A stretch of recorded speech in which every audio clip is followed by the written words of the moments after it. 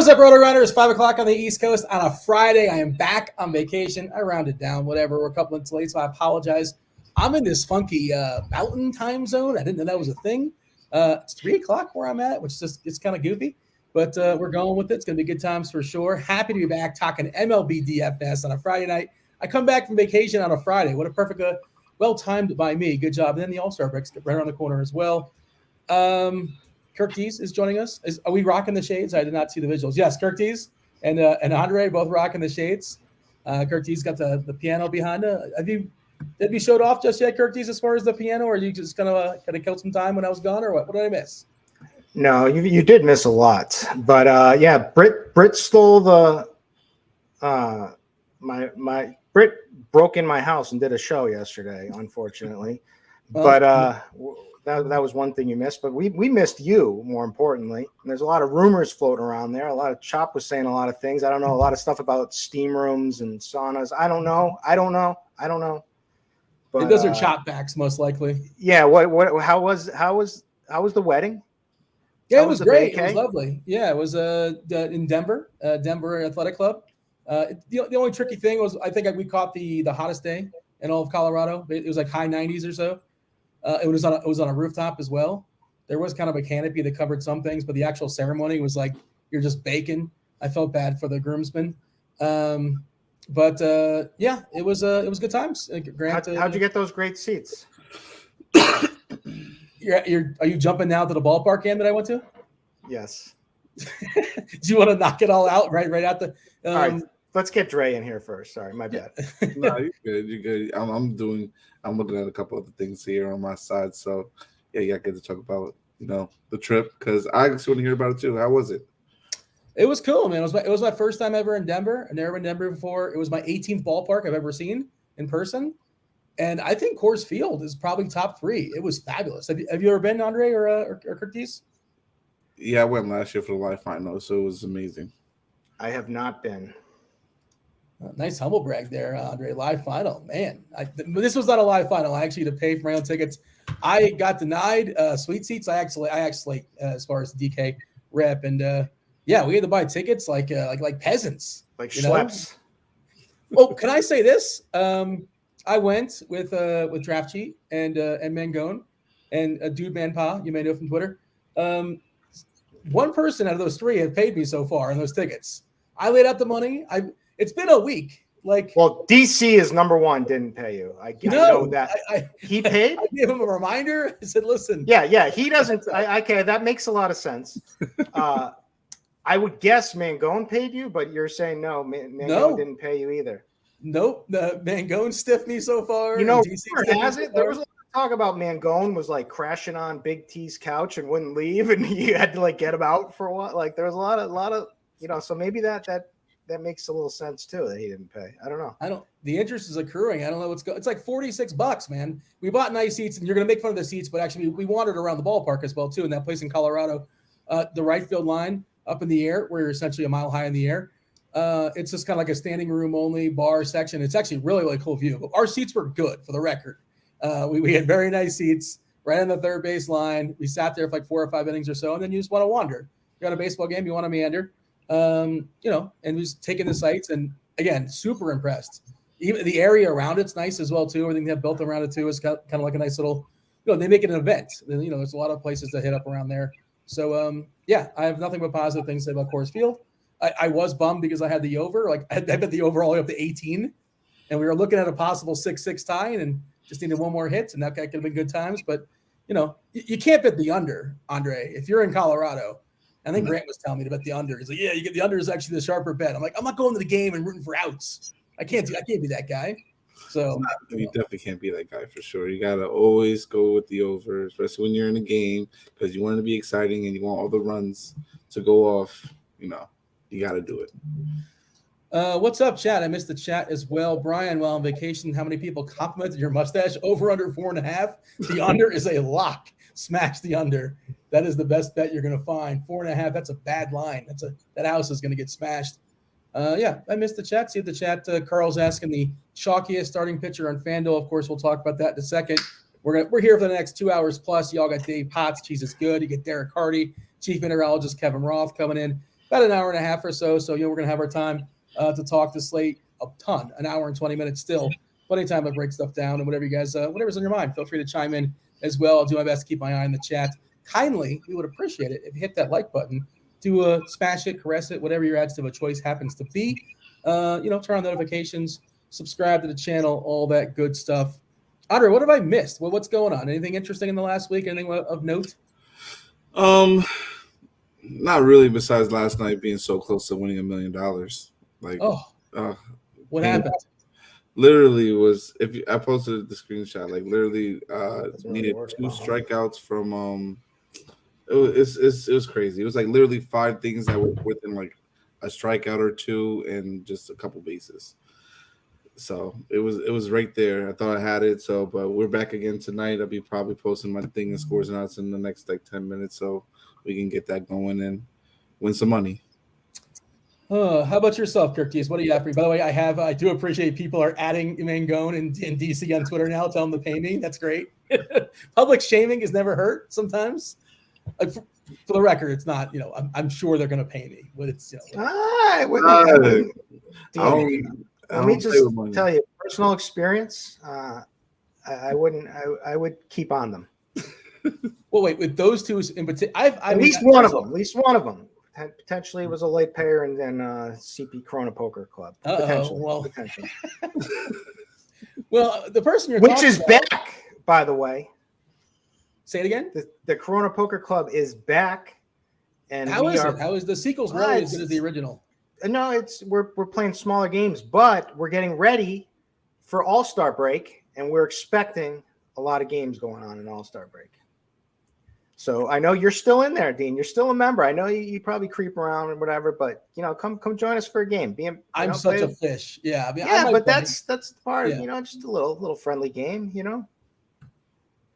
What I wanted to say is you missed a historical day yesterday. We didn't quite get the likes that we needed, so hit that like button because we added a special guest. We were going to get Lip from chat, Eric Johnson, on the show with us. He was going to be a 4-man.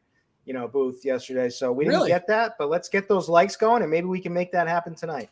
I thought I was going to get Wally pipped, and I did not think I was going to get Wally pipped by Lip, to be honest. I thought maybe somebody else.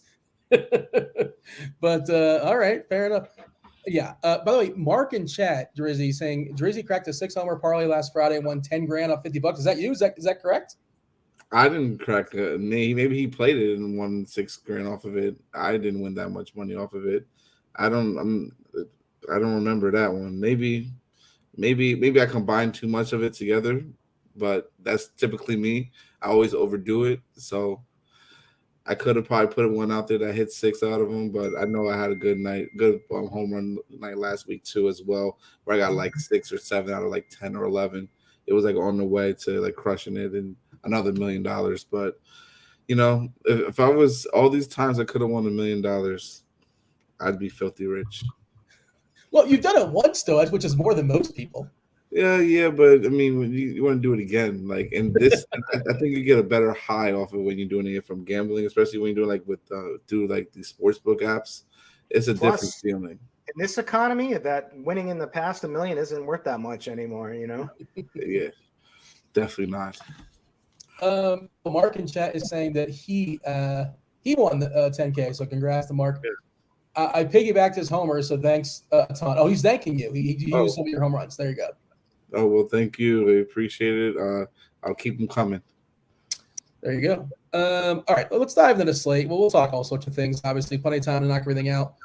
Not a lot of weather going on. The only weather thing I saw was the Cubs that earlier today. They were canceled, so weather, last I checked, I don't think it's an issue tonight. A couple games kind of hot, but nothing as far as precipitation. Going to be hot in St. Louis, I believe.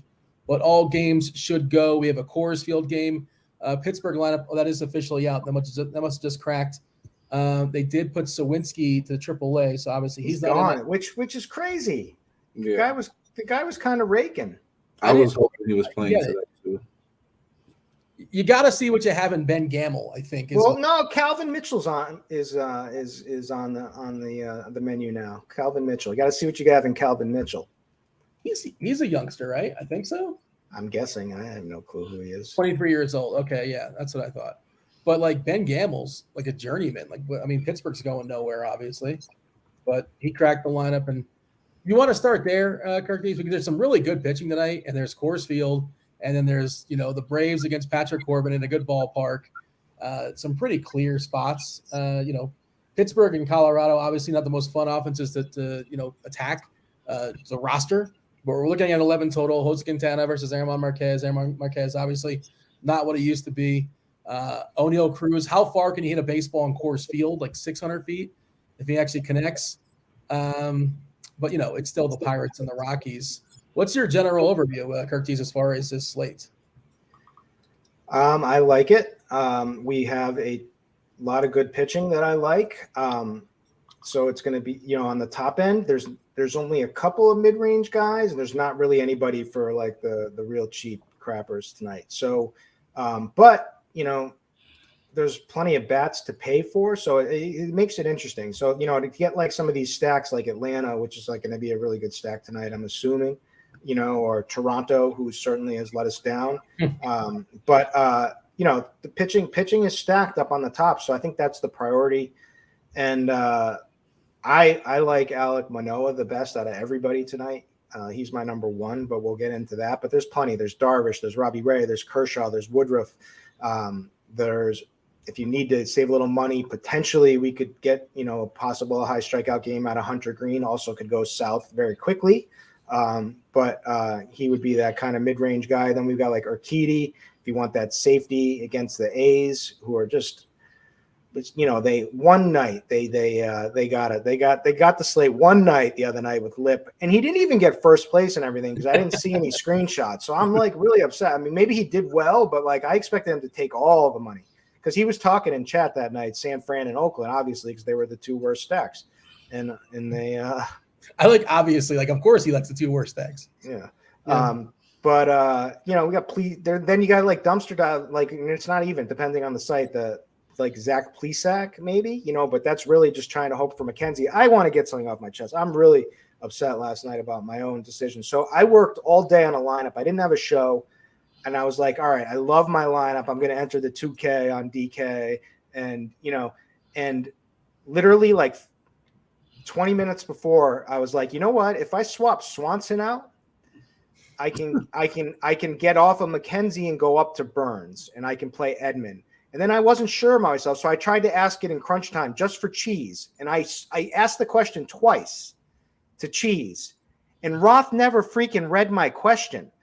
And I switched it, and then the other lineup wins in the Fence Buster or whatever. And I would have had the exact same lineup as Giant Squid. He played it, but he was the only person to play McKenzie, and McKenzie was so a lock, and so it was just painful watching those Tigers just strike out every freaking at bat, just want like not even no contact. They just can't make contact. So rookie mistake, Curtis. Why are you asking in YouTube chat? Roth prioritizes the premium chat in the Discord. I thought the YouTube kind of took over. No. For this show, yes, but like for like the premium show, which is technically a free premium show. What? I think you're wrong. I think where Michael got to it, Roth is actually maybe spiteful about the lack of faith in his weather system versus my dew point model, which my dew point model crushed him last week. He had the wind going out in Wrigley, and then Cheese gets on crunch time. He's like, I don't see this wind going out. And I had already before that been like, the wind is not going out. It's going across. And I was like, my dew point system hates this game. And, I don't know. There might be Mullins and two homers. There might be a new weather model in town. There might be a new weather model in town. Derek in chat is saying that Roth prioritizes Discord chat for questions. So, I mean, we'll agree to disagree. You know what? You can yell at him. He's going to be on in about an hour or so. Feel free to take. And what you're also saying is that whatever Cheese would have said. I bet you, because I knew he loved Swanson. So he was going to say, like, don't sacrifice Swanson. He would have, like, talked the sense into me. And I started going, which I had the right idea too. I loved McKenzie, and I was like, this guy's going to ham. And I hated Tommy Edman because it wasn't even a good spot against the Dodgers. He was just leading off. But I was like, is Burns really, and then it's only a 20-man contest. I was like, I should just go Burns because and hope Swanson busts.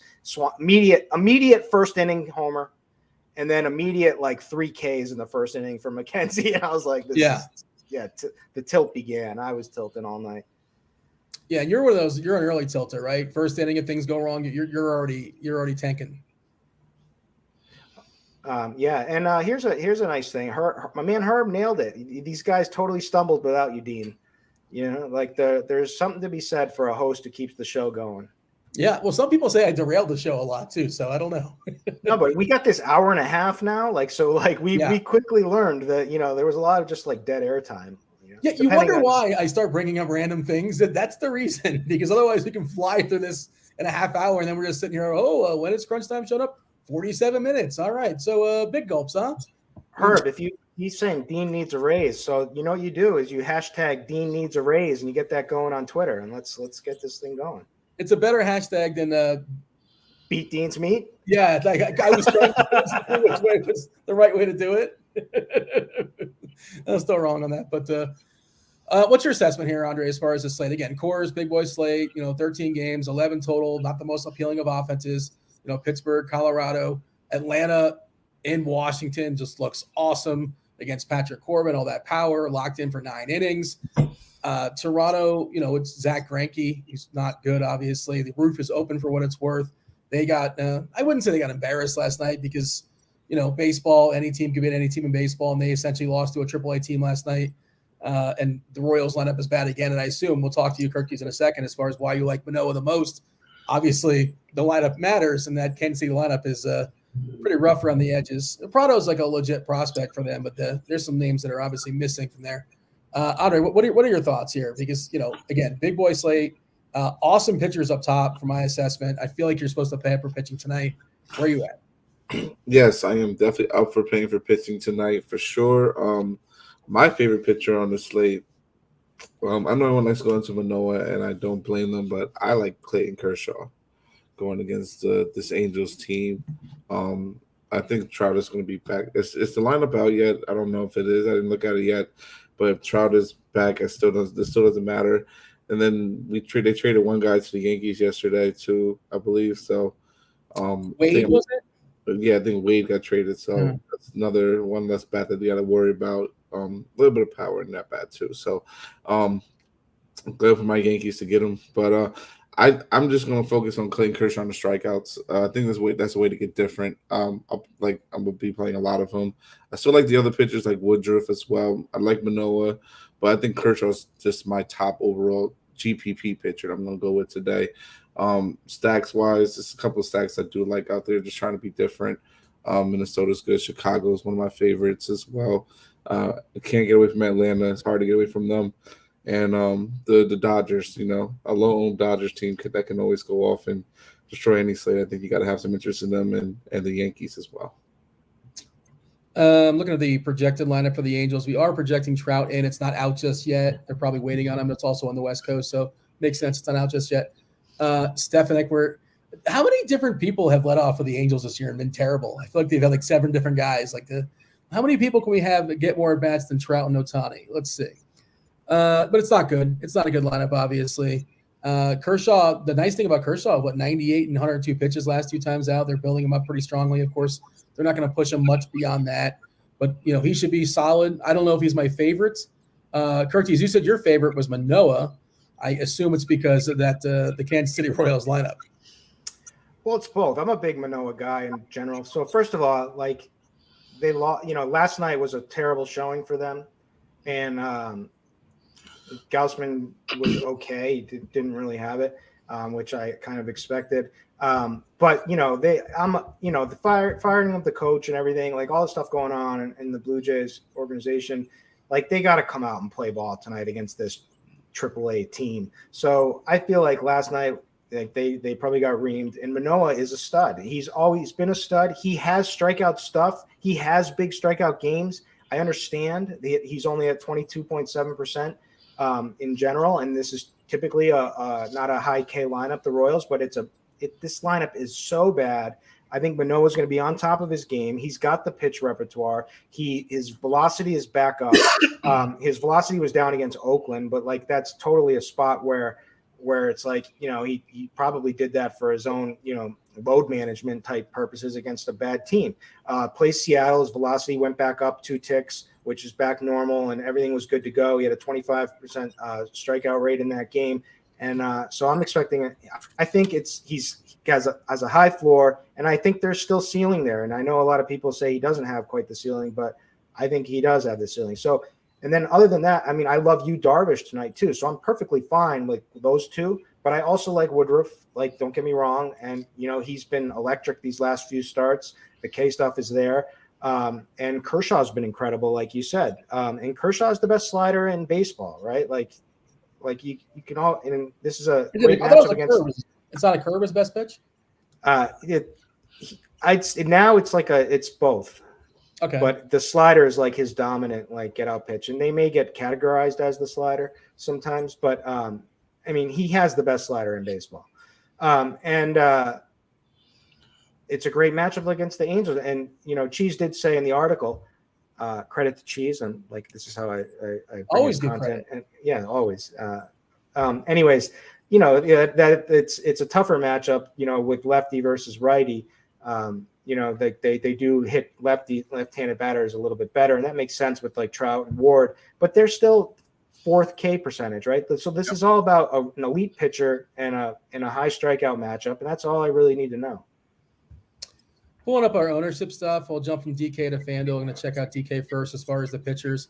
Of course, you're going to get a bigger number there because you're rostering 2 as opposed to 1 on FanDuel. Leading our ownership projections. Obviously, this stuff changes closer to lock. Nobody's mentioned Robbie Ray. Robbie Ray currently on DK, 27%. And it's really, really condensed, to be fair. Ray at 27%, Manoah at 26%, Kershaw 24%, Woodruff at 23%, Darvish at 20%. 8.9. You're going to get a discount on Urquidy as well at 14%.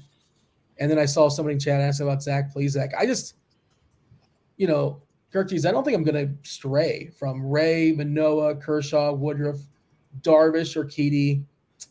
I don't think I'm playing enough lineups to throw a dart at Green just hope for some upside. I actually like the St. Louis side more than Green. But I guess you can play Wood. I'm okay with that. But it's just I don't see why. Are you straying from that group? Are you paying up, or is there somebody that's in the mid tier, kind of a cheapie you like? Because I don't think that's necessary. I saw somebody in chat asking about Bush. Bush is going to pitch like 1 inning. Do not play Bush. I don't care how cheap he is. Yeah. What's your process here? Going to go double barrel as far as the 2 pitcher sites?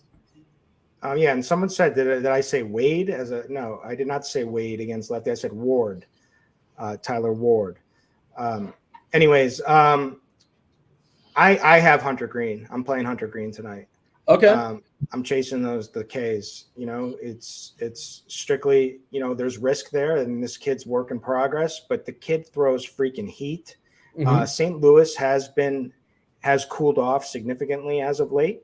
You're getting a 28.9% K percentage, a 13, north of 13% swinging strike. It just helps. There's a lot of expensive bats tonight if you're not playing Pittsburgh, right? If you want to stack Colorado Rockies, it's pretty tough to do.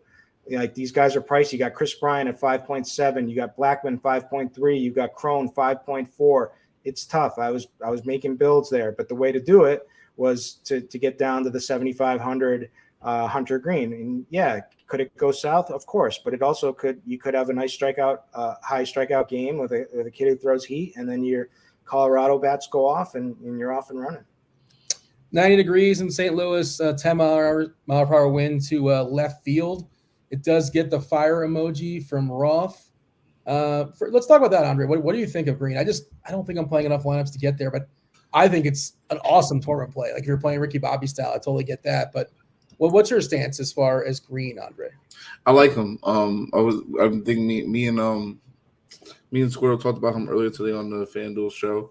I think he's just a great option today to go with for sure. He's a strikeout pitcher. Obviously, even though he gives up a lot of fly balls and a lot of hard contact, but I think it's still worth it in tournaments for sure. Because especially if you're playing on the side like DK, like where he's going to be 7-5 and only 5 projected right now. At least at 5% ownership. Go with him. Get a different little line of construction build, and also pay up for bats. And even if you do it on FanDuel, you have all the salary in the world to pay for anybody, and you can still leave a salary on the table at that point too to make your items completely different. So I love the play today, and he can go out there and he can get you like I wouldn't be surprised if he put up like 50, 55 today.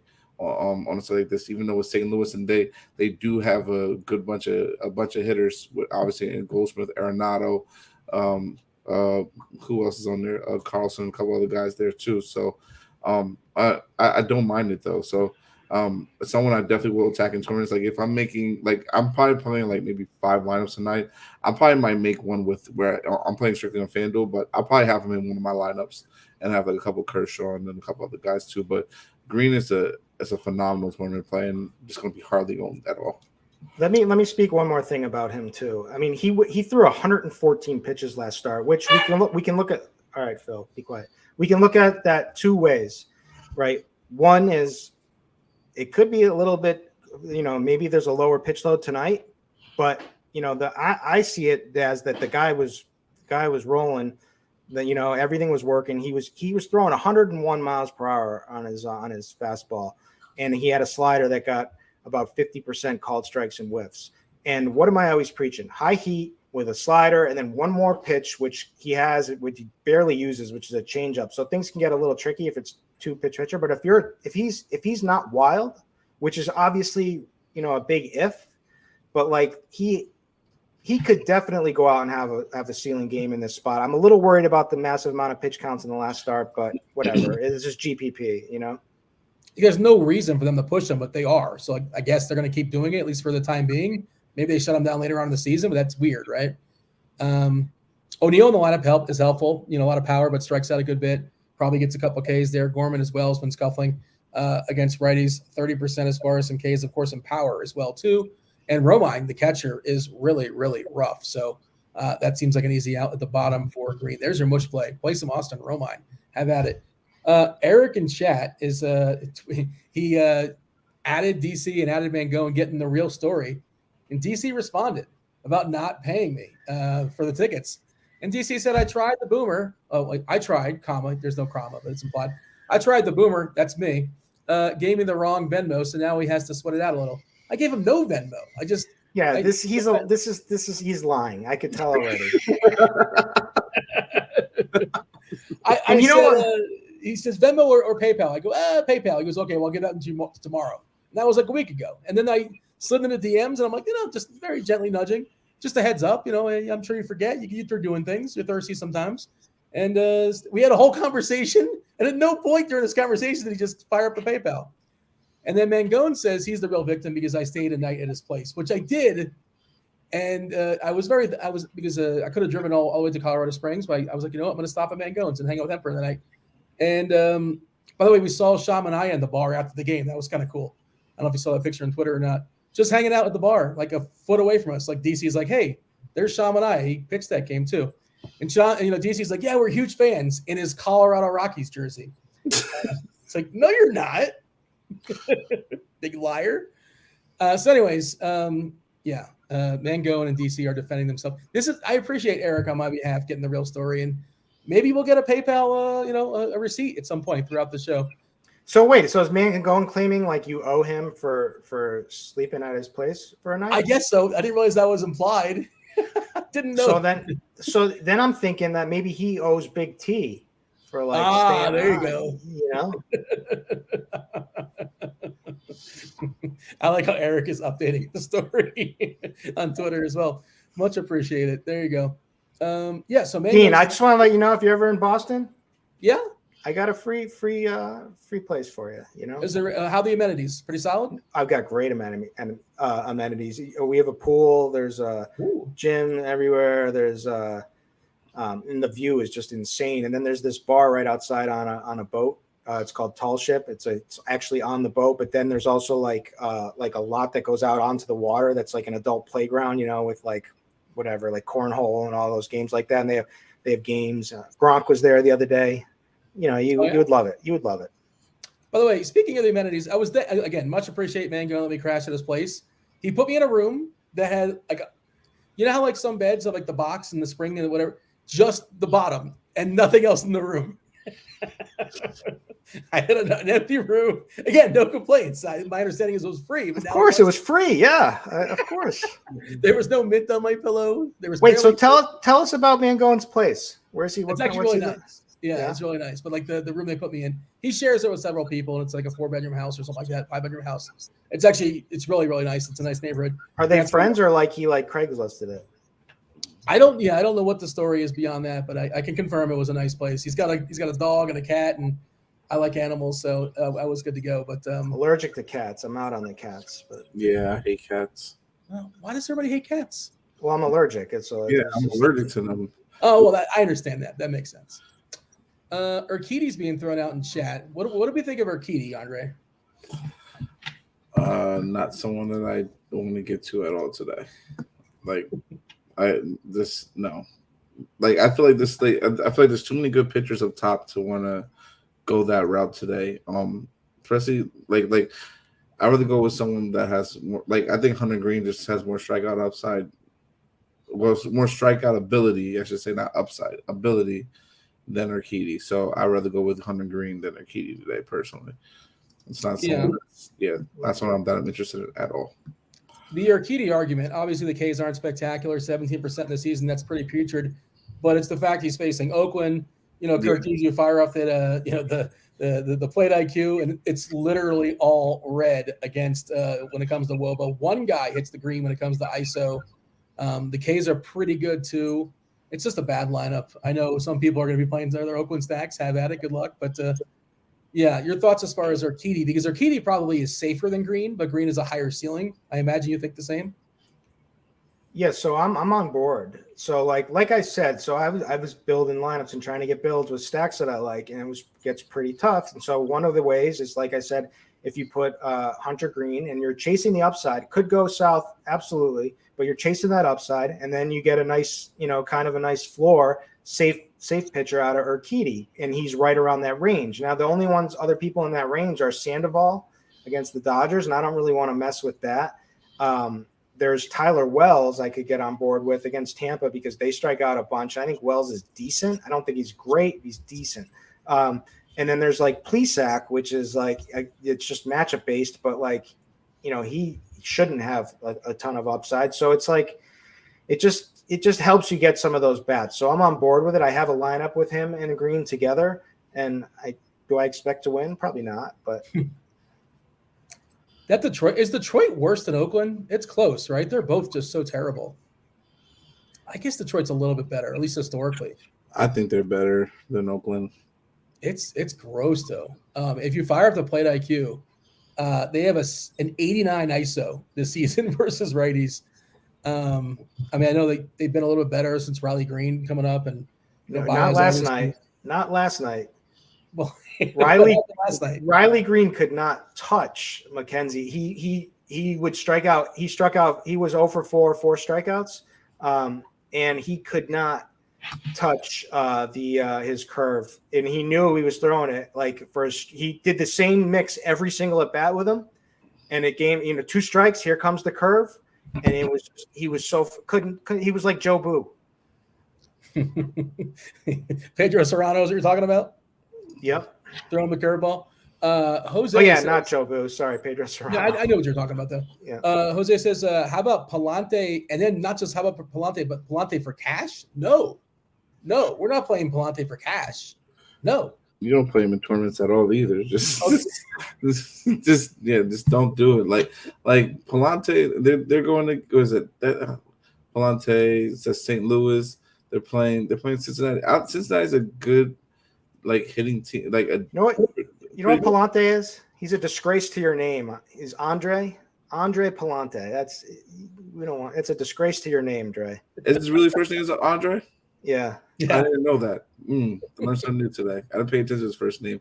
I just go by the last name. But he's just Cincinnati's a good hitting team, and I honestly think they're a great GPP team today. So I don't like that. He gets a lot of hard contact, a lot of fly balls as well. No.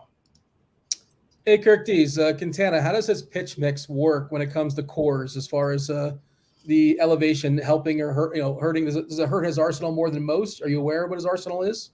I don't. Here, I'll pull it up. All right, his repertoire. He throws let me see here. Sorry, I didn't mean to throw you off. This is a question in chat, and I figure I know you're good. You're good with that kind of stuff. So pitch mix. Yeah, no, I have notes on every pitcher, and Yeah. I keep them throughout the season. But I had to pull him up here. So 1 second. I don't know why I can't get it to launch, but I know it's not good. So he throws a 4-seamer 36% of the side, a curveball 26%. I mean, his 4-seamer is I mean, everyone that's what they have to throw there because like everything else doesn't end up working. He's fine. He's got a changeup could be okay there. I mean, I think he's fine for cores, but he's not good. So like, I think he's going to get rocked tonight. So I don't really think that it's going to be a big difference to him, but I think he's getting rocked regardless. They're asking about, several people in the chat are talking about Seattle. You guys remember when J-Rod was like 2K on DK start the season? Remember that? Yeah, now he's like 6K, man. Life comes at you fast. He's pretty expensive. I mean, really, really good shot to get Rookie of the Year. In the home run derby his first season. I mean, he's possible like top 5 player in baseball. I think that's his path. We'll see. I would buy shares in him if I could. Andre, what are your thoughts as far as, I know we're talking pitching right now, but I figured I'd knock it out. Of course, Bush is starting. Taylor Hearn expected to be the long man to come after an inning or so. The Mariners in Texas, of course, that roof is closed because it's in Texas, and it's always closed in Texas. Seattle, where do you have him, Andre? I like Seattle today. This is like another good GPP team that you can go with today. Rodriguez have been hitting the ball really well today. Franz Winker, like a lot of these guys get a lot of home runs today, especially against a pitcher like Hearns, who gets up a lot of doesn't strike out righties well. A lot of walks to righties too, and a lot of walks to righties too as well. So to me, I think they're a pretty good team to target in tournaments today. Definitely, if you want to go with them, like if you want to go with like to be different, like I would use them more so maybe as a secondary stack, just so that way you can get some exposure to them. But I definitely also don't mind them as a primary. I just don't know how much upside they have to score and how many runs they're going to put up on the board today. You got to take Derek Carty as far as the Mariners. I mean, stacks today, the obvious ones are going to be like Atlanta and Toronto and Coors, Pittsburgh, and Colorado. Cleveland, I think, is kind of in the conversation. Houston's in the conversation. It's weird that nobody's going to be playing the Yankees. Like that's just the way it's going to be, I think. And then there's Seattle. Like again, it's big boy slate, 13 gamer. So if you like your stack, just play your stack, and it's going to be pretty low owned most likely, unless you're talking about Atlanta or something like that. Where are you at as far as Seattle, Curtis? Yeah, I mean they're an electric offense when they're all there. So I'm on board with them in this spot tonight. The pricing's a little tough for the 6K on DraftKings, but I like Ty France, I like Winker, I like Suarez, I like Raleigh. If you needed to, you can play Justin Upton for 2K. He's going to homer eventually. He sucks, but he's going to homer eventually. It will happen, and he's 2K, and maybe you get it tonight. Back to the Quintana. Quintana's screwed tonight. So he doesn't even have a slider. He uses like a changeup, which is going to hang in cores.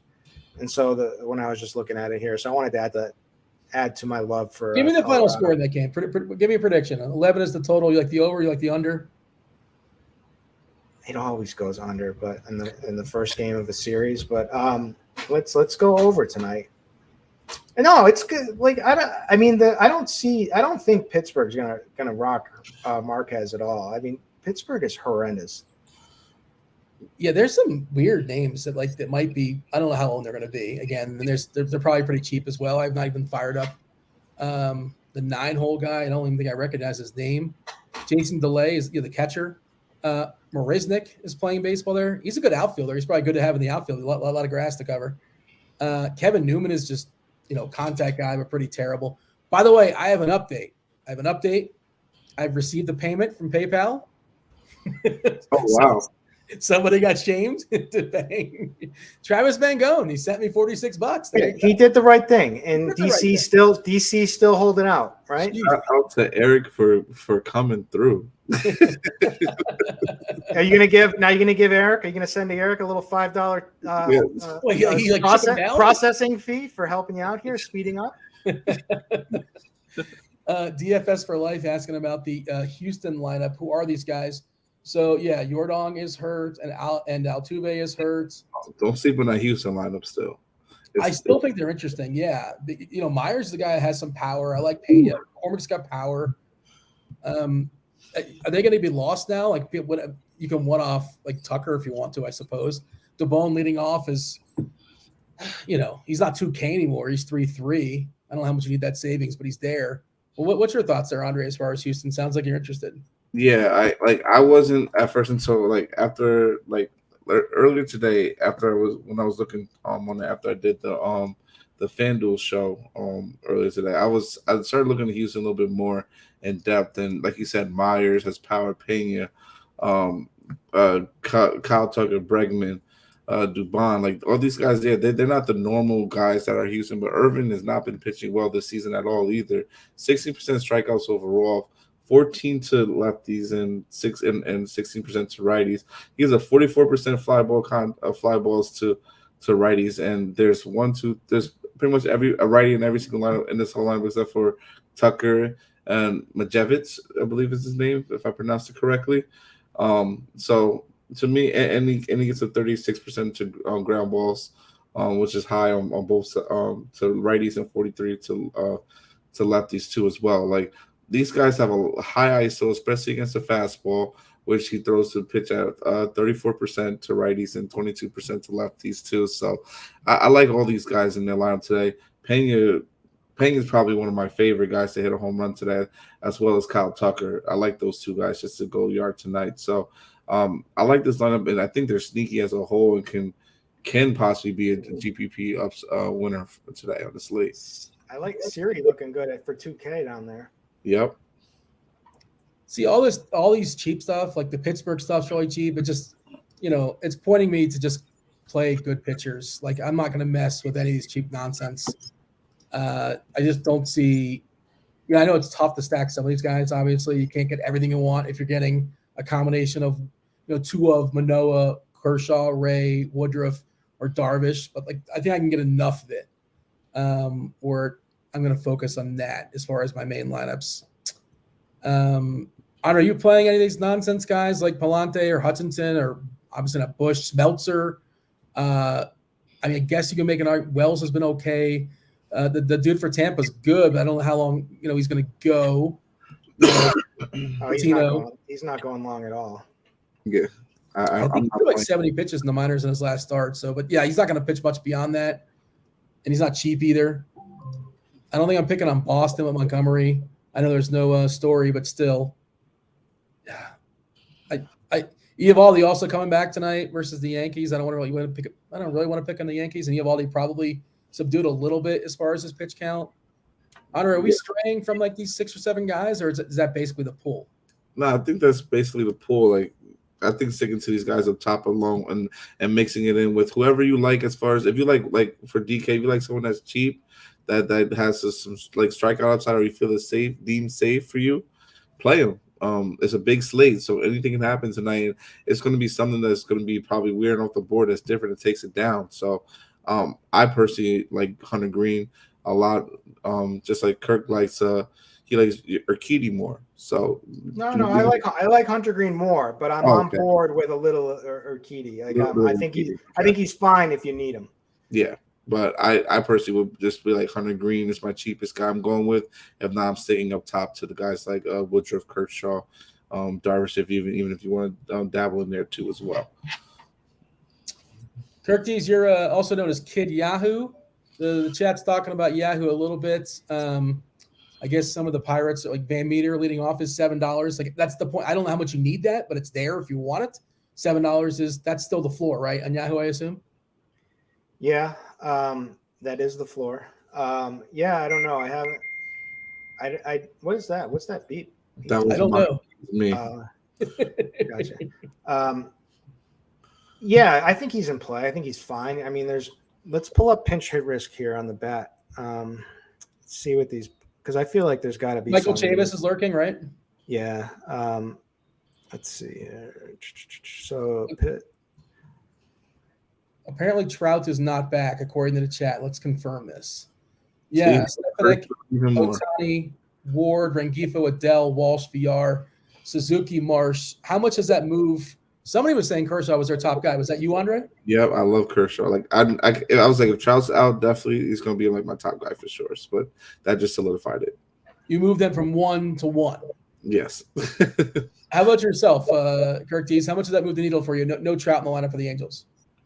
It doesn't move it. I mean, it moves it a little, but I like them regardless.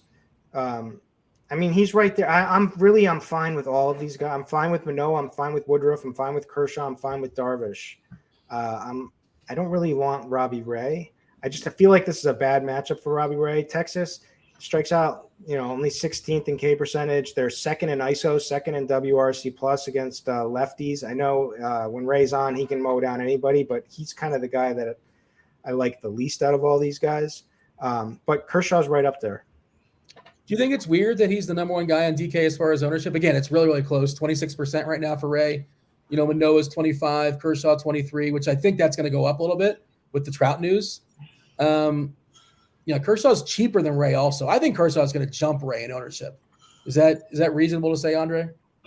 On what site? Fanduel Draftkings. On DK, Ray is 9.8, Kershaw is 9.4.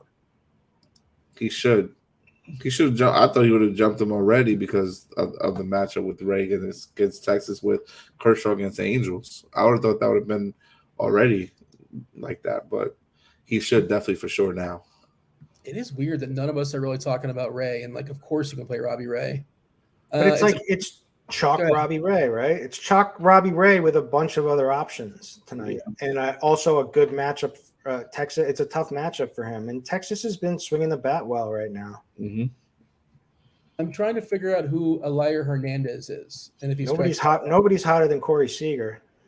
Yeah, he's an all-star. He's got 21, 22 homers or something like that. This is a guy who took him a long time, I think, to even get a couple. I think he's at 20 homers now. Is that right? It's a lot. I think 20. I think it's 22 or something. But I feel like he didn't hit a homer the first 3 weeks or so of the season, something like that. So Elier Hernandez is playing baseball tonight for the Rangers. Does this guy strike out a lot? In AAA in 2021, he struck out 30% of the time. Oh, and they got Charlie Culberson down there. Oh. This might be a good lineup for Ray to pick on. This just feels like a couple of Ks on layaway. Culberson's terrible too. Huff's pretty rough as well. The top is pretty solid, obviously, with Semien. Seager left on left, which is, a little more ideal for the Rays side, but, you don't necessarily want to face Seager. He's still pretty good against lefties. Heim, your boy Garcia, Lau. Is it Lau or Lowe? I keep forgetting. Once they split off of Tampa, I think it's Lowe. Nate Lowe. Brandon Lau, Nate Lowe. Okay. No, now I remember Roth. Roth threw out a trick one time, and this is how I remember it.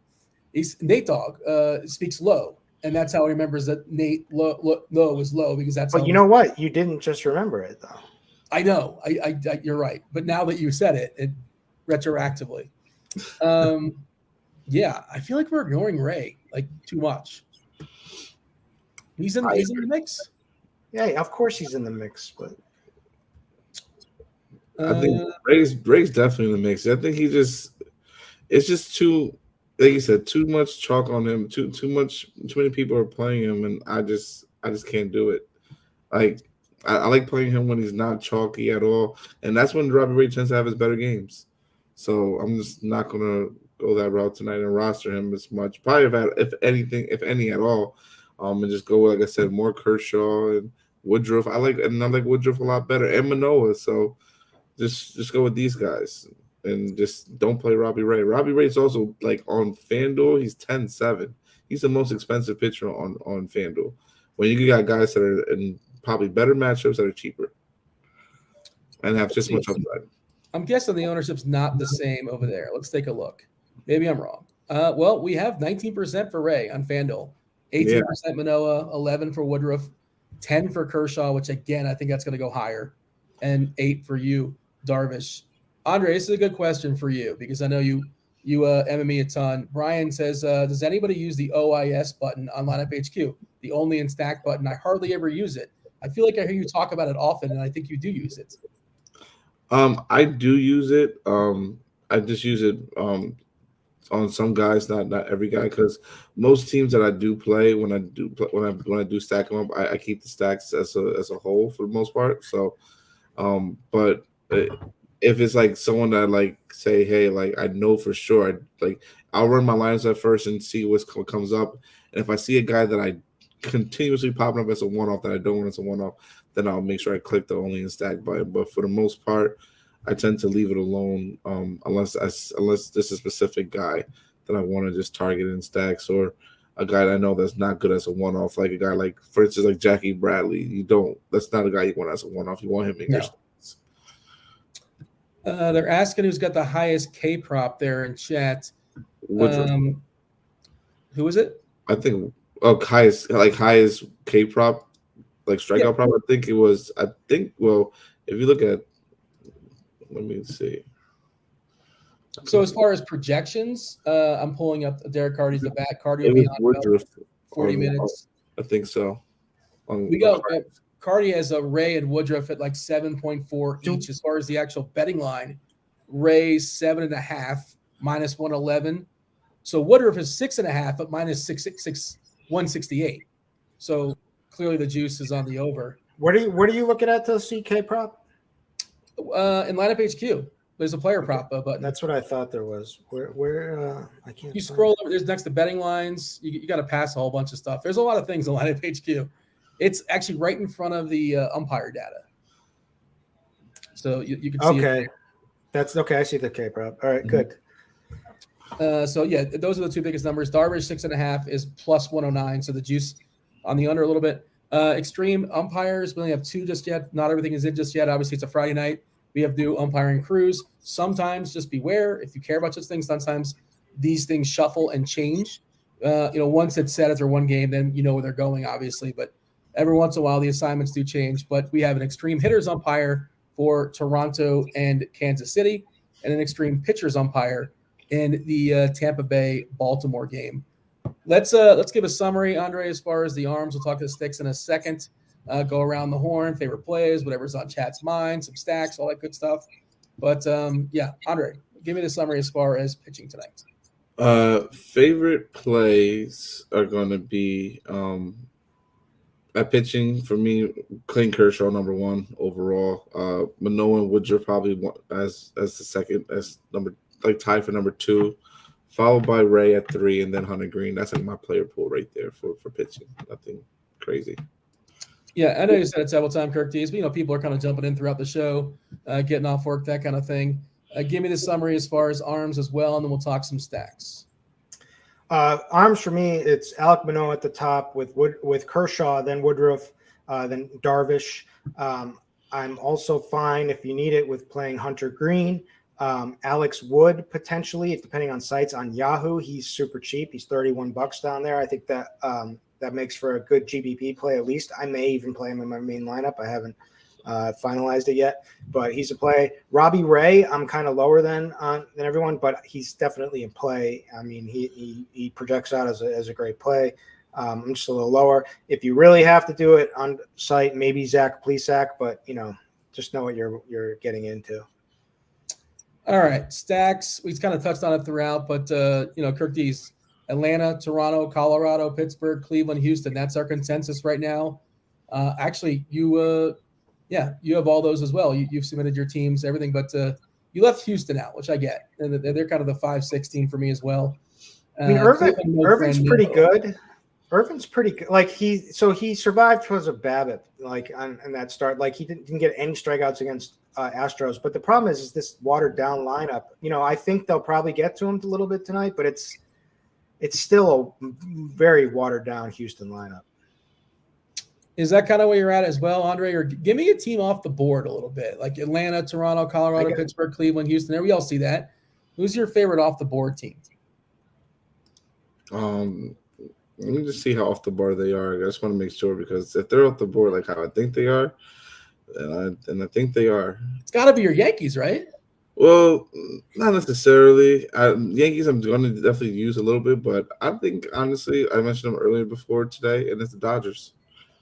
That's a good one, too. I think the Dodgers are like going against Sandoval. Like they're a bunch of good hitters out there on that team that can just go off at any given moment and have a big game. So why not, when no one's playing them, play the Dodgers. So I'm taking a chance. I'm going to have definitely a couple lineups with some Dodgers in there for sure. Our DK ownership, not one Dodger is expected to be in the double digits for what it's worth, around 9 for Turner and Betts and Freeman, those guys. I mean Kershaw, I presume, but I'm talking about the hitters, obviously. Do you have an off the board one, Curtis? I have 2 I like.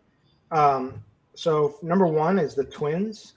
So Kopech, I've been trying to stay in on Kopech, and I've tried to force him in recently when it's just not working, when all the bad signs are there. Well, in his last start, he was against Detroit, and he, first of all, only got 4 Ks, right? And we saw what McKenzie did last night.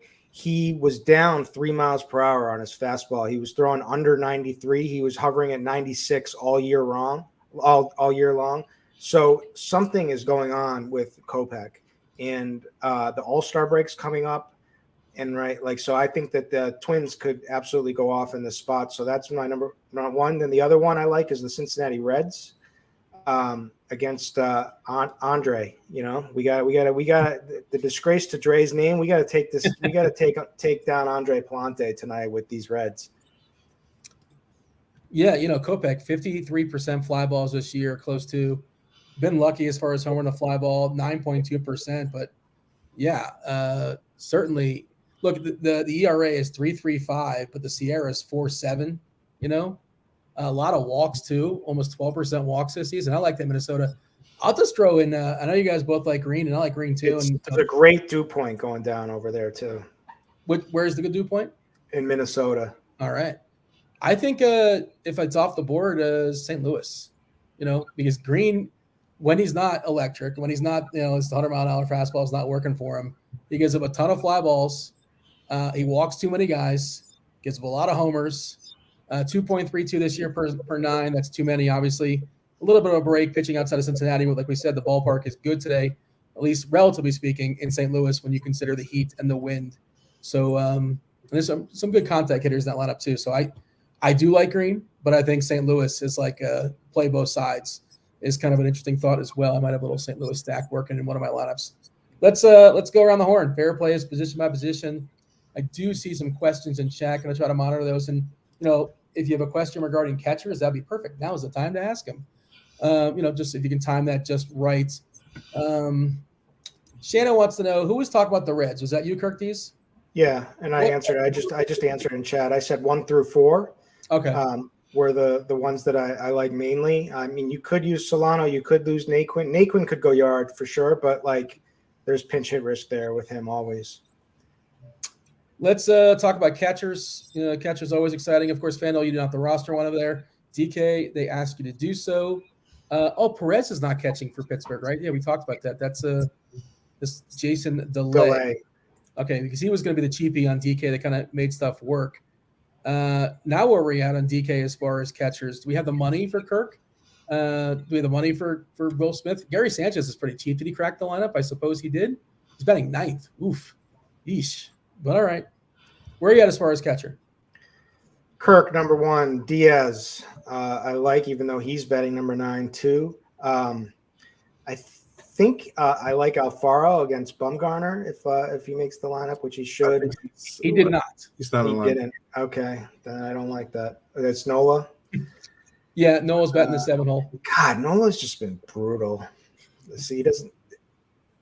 I don't know. The catcher's gross tonight. You could play Sanchez at number 9. You could play Sean Murphy batting 3rd against Urquidy, even though I like Urquidy. You could play Jonah Heim. Yeah, he's got a nice lineup spot. Betting the Cal Raleigh. Sure. Yeah. Yeah. These are all sure. I can name names all day if you want. Christian Vasquez. I'm probably trying to get the Kirk, right? He's basically the same price.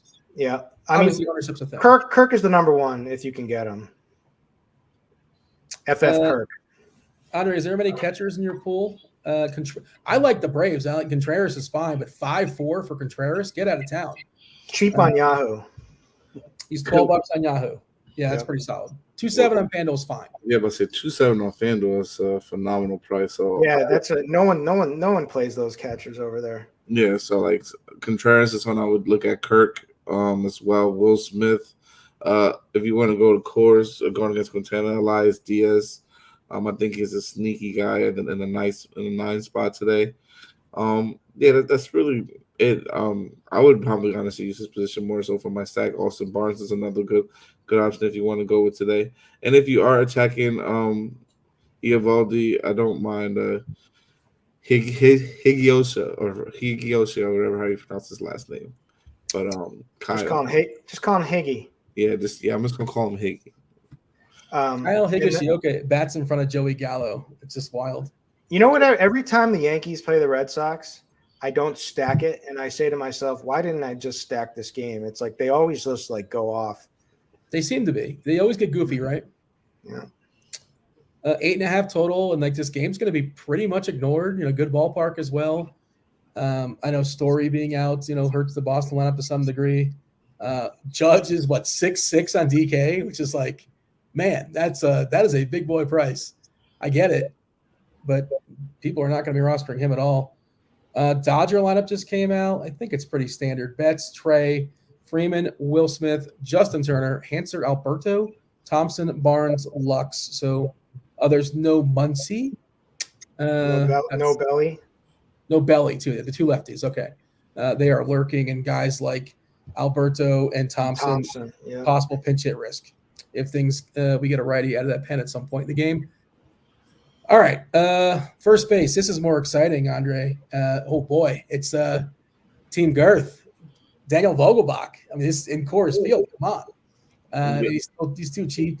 3.4K on DK. Pretty cheap on FanDuel as well. If you want to spend up, I think Vladdy and Cron probably the 2 best spots to do so.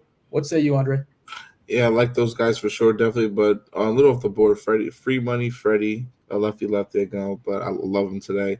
Jose Abreu. I do like the White Sox a lot too as well, going against Meltzer. So I'm high on Jose Abreu and this guys. Anthony Rizzo is one of my favorite first basemen too as well.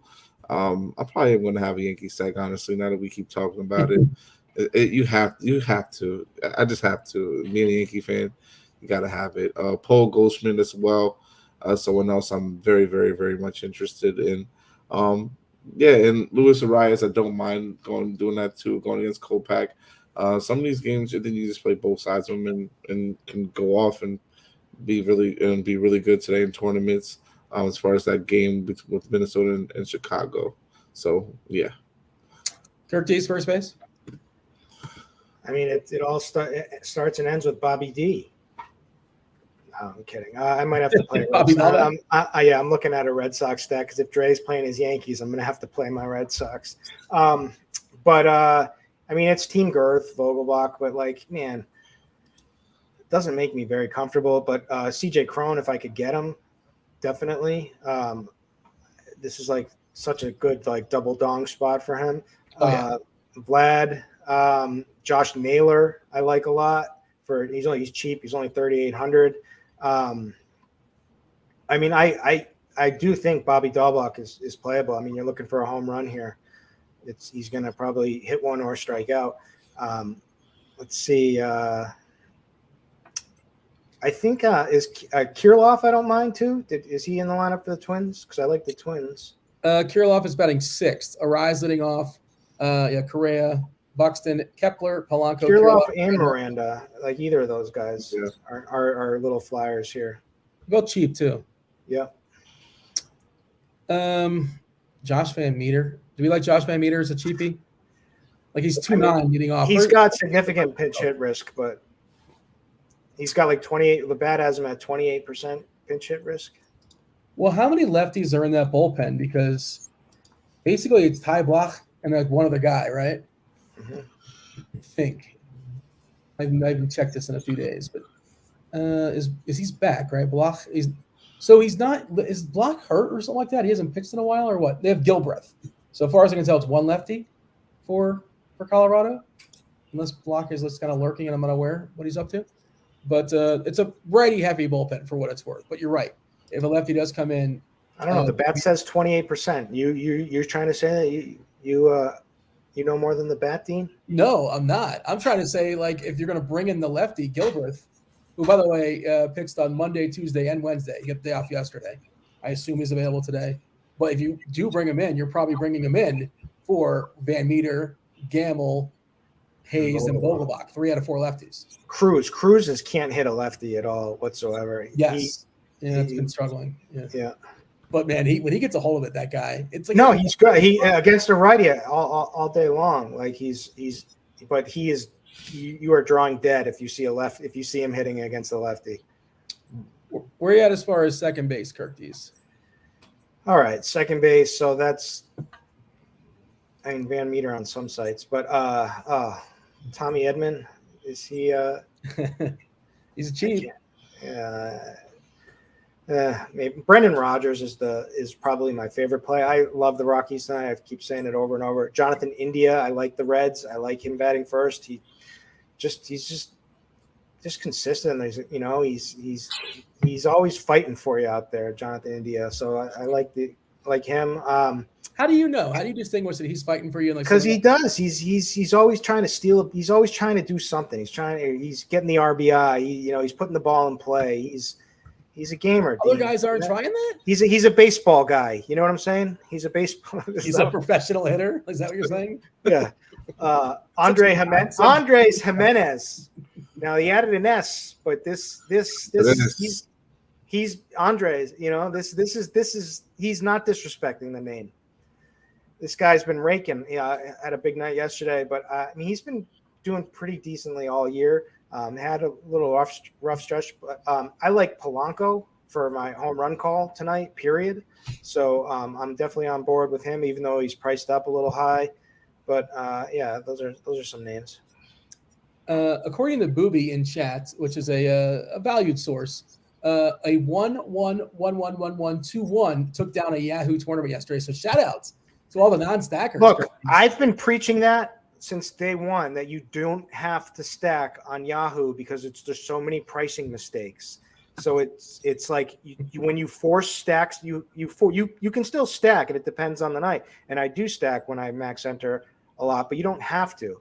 So like it's perfectly viable to just take advantage of every pricing mistake or using little small stacks, because some of the teams you can't even stack because it's like if they hit 2 home runs the last couple of days, it's like they're like $27, 20, like they wreck pricing over there. Andre, you're playing on Fanduel. Doug has a question. A second base, Fanduel single entry. You want Van Meter or Edman? Give me Edman. How about second base otherwise? What's your general thoughts? I'm going to go with majority of the guys that we mentioned already. I like Brandon Drury, Cincinnati. I like him a lot today. I like into Jose Iglesias as well. I think he's another good option that you could go with today. I don't mind if you're going with the Yankee side. Don't mind taking a shot with Gleaver against Evaldi too as well. So, I'm not steering too far from pretty much just the top of second base today. I don't mind Biggio too if you're going with Toronto, especially since he's a good hitter. I think he's just been having a lot of a rough stretch, but you never know. This could be the game maybe where he blows up and has a good game against Greinke. So I'll take my chances to go with Biggio too in a Toronto stack. And that's a guy where I would only roster in stacks. What's the lowest? Swolf Dab has a question in chat. The lowest we can go at pitcher for single entry on Fanduel. So Kirk D's Fanduel tonight, single entry contest. Who's the cheapest pitcher you're willing to roster? Trying to pull it up here. I got my answer. Dre's the Fanduel guy. Give him the Hunter Green at 7,900. Yeah. Yep, that's the lowest guy I want to go. I wouldn't go lower than that. Mm-mm. Yeah, I don't like anybody lower than that. The next guy up would be, and there's no point even playing him because there's Tyler Wells and Alex Wood a little bit up there, but there you can just start trying to get up to Manoah at 96. I don't know. Andre, let's jump to third base. J-Ram versus Riley is an interesting little conversation. Do you have a preference amongst those two? I mean, you got to like the power righties versus Corbin, obviously. J-Ram well positioned also. And then Hayes is really cheap. That's really tough, honestly. I'm probably going to go Austin Riley over Jose today. I like both of them a lot, but I think just the matchup against Corbin it's just Corbin. That's all you have to say. Going against Corbin, Patrick Corbin. So just roster everyone against him. So I like Austin Riley a lot today. I like Jose as well. But besides those guys, Manny Machado, Mac Chapman, who's another good option. Nolan Arenado. I like him today, especially to go yard and hit a home run as well. Bregman is another guy I like if you're going with the Houston stack today as well. One guy I do like in that on the Boston side, if you wanted to go with is Devers. He's obviously been playing well all season this year, so someone I definitely don't mind rostering and having as a one-off. Yoan Moncada as well. They're asking about weather in the chat. Squatch about the weather in Coors. As far as I can tell, it's yellow. Okay. So I guess Roth may or may not have just updated this or not, but he'll be on in like 15 minutes. Give you guys some more clarity. I'll drop the link in chat as well. Feel free to read that at your own leisure. So it's not perfect. It's yellow right now in Coors. Third base, Curtis. So got me thinking when we were looking up Duvall. Riley. He's my favorite. Riley is definitely my favorite play, but I think it's a good time to drop the Chops BVP segment. Oh, what do we have? Because I wanted to look up Riley. He has donked once off of him, and Duvall has homered twice. But we have a catcher play on the Boston Red Sox tonight. Oh boy, Christian Vasquez, who's homered 2 in 21 at bats against Jordan Montgomery, only struck out 3 times, and Top has taught me that is the key right there. So right there, just I know my man Herb is going to play that one, but and then Duvall is up there. Who's had some success, as you could imagine, against Patrick Corbin. But the strikeouts have been high, so that's a tough one. We might need Chop to weigh in on that. But other third base, third base is like the opportunity cost position tonight. So it's Austin Riley, it's Jose Ramirez, Ke'Bryan Hayes is the cheap guy at 3,800. Yeah, right. Like it's those guys. Then if you want to get like a little different, Matt Chapman against Greinke sounds like a pretty good play to me tonight. Nolan Arenado. The thing about Green is he throws heat, but some of these guys can hit heat, and Nolan Arenado is one of them. When you hit heat and you're a good hitter, it tends to go pretty far. Alex Bregman, sure. Justin Turner, sure, but I don't know. I also wanted to mention before we talk about shortstop, if it's too difficult to fill out an entire lineup, you don't want to take on Kirk Dees, you don't want to take on Andre, you don't want to take on Herbert in chat, anybody else in chat. You just want to take on the house Stat Hero. If you're not aware of Stat Hero, it's a unique fantasy sports platform. It allows users to compete only against the house, not against the other players. You're participating in a head-to-head style contest for Stat Hero. They're going to provide a lineup. You just got to go ahead and beat that lineup, pick 'em style. You can go ahead and check out survivor pools as well, which are available on the site. Use the promo code GRINDERS. You get a 50% deposit bonus up to $250. Jump into the action there at Stat Hero. And Andre, you're going to help the people out. You gave them a winner. You picked something out before the show. What do you have for us? So what I have, goodness, what did I put together? So I put together some that I liked today. It was kind of tough, difficult, because I was not first time really playing on Stat Hero, but I like Jeremy Pena, Joey Gallo, Matt Chapman, Rafael Devers, Nolan Arenado, and Brandon Drury today. Just to go against Ronald Acuna, Jose Ramirez, Juan Soto, Chris Bryant, Aaron Judge, and Trey Turner. So a little bit of a risk there, but I think this lineup that I picked out has some upside there. And guys with Devers, Arenado, Drury, and Pena in good matchups. And Gallo's one of my sleeper guys. I think that can hit the go yard today against Eovaldi. So I love it. Also want to mention, if you want to know about Scores and Odds has you covered, number one place for all things sports betting. I know Andre does some work there. I do some work there sometimes. Keith Eister, I saw tweeted out earlier today. I guess he's like 9 in a row, something like that. And he happens to have a free article today. There are some free articles there as well. Going to go ahead and drop that in chat for the people. Eyes Breakers. You see how that works, Hercules? Because he's Keith Eister. It's, I didn't name it, but that's what it's called. He's got some winners for the people. And I also see people talking about the beat Mean Dean contest. Yeah, I wanted to run it back today. We're 2-0. We're undefeated, but I'm not retiring. We're going to keep doing it. You take me on in a head-to-head challenge. You win 1 month free of RotoGrinders Premium. Of course, I have to hand select you. You have to hashtag beat Mean Dean.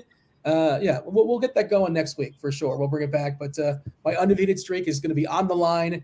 We're currently 2-0. I saw Naked HD, one of my victims in chat. What's up, Naked HD? Shortstop, Kirk Dees, what do you have for us? Shortstop. We got a slate breaker in the house here saying, you guys actually play DFS or just give advice? Just give advice. Yeah. Come and get it. Come and get it. I'll play anyone for money. So Swanson, again, obviously the Braves are in a great spot. O'Neal Cruz, I do, like I said, if a lefty comes in, you're done. But you got to hope before that. Obviously, Trey Turner paying up. Carlos Correa, I like the Twins. I like the spot. I like the weather a lot. Dew Point is great over there. Jeremy Pena, I'm always on board with. Ahmed Rosario. So Javier Baez is kind of the sneaky one against Plesac, a low strikeout guy. Definitely a home run potential, potentially too. And I like no one's playing. Xander's been a little rough lately, but this is Yankees Red Sox, and I'll play Xander with the platoon any day. And he's the one guy that's kind of responding right now. Everyone's the Red Sox are hurt. Their roster's been kind of trimmed down. They need this All-Star break, but they're going to be up for this matchup. And Xander with the platoon against Montgomery is definitely in play for me tonight. Where's he going after this year? Where's Xander not going to? He's not. I hope. So why do you just say that? Isn't that it seems like that Boston's not really terribly interested in him, or is that am I reading things wrong, or what? I mean, why, how, what makes you read it that way? Well, he's still a free agent, just kind of chilling after the season, right? It's Devers too. So there's two, and they're cheap. Huge decisions. Two huge decisions. So everybody in Boston wants them to be re-signed. We'll see what happens. I think they will, but we'll see. All right. Honor, your thoughts as far as shortstop? I'm gonna go obviously the main guys at Swanson. We mentioned Bo Bichette, Tim Anderson, someone else I'd love to get to a lot of today. Jeremy Pena, Houston, one of my favorite stacks to go with today as well. Aman Rosario, going against Hutchinson, is a guy I'm going to be trying to get a lot of in today as well. In my Cleveland stacks, if I'm going to have I'm going to have some of them because it's a bad pitcher for sure. And Tony Edman going against Green. Tommy Edman, sorry, not Tony. I don't know why I said Tony. Knock out the outfield. I think the best play, whatever. It's baseball. Who knows? He can go for 5, but Acuna looks like he's better positioned than pretty much anybody in the slate.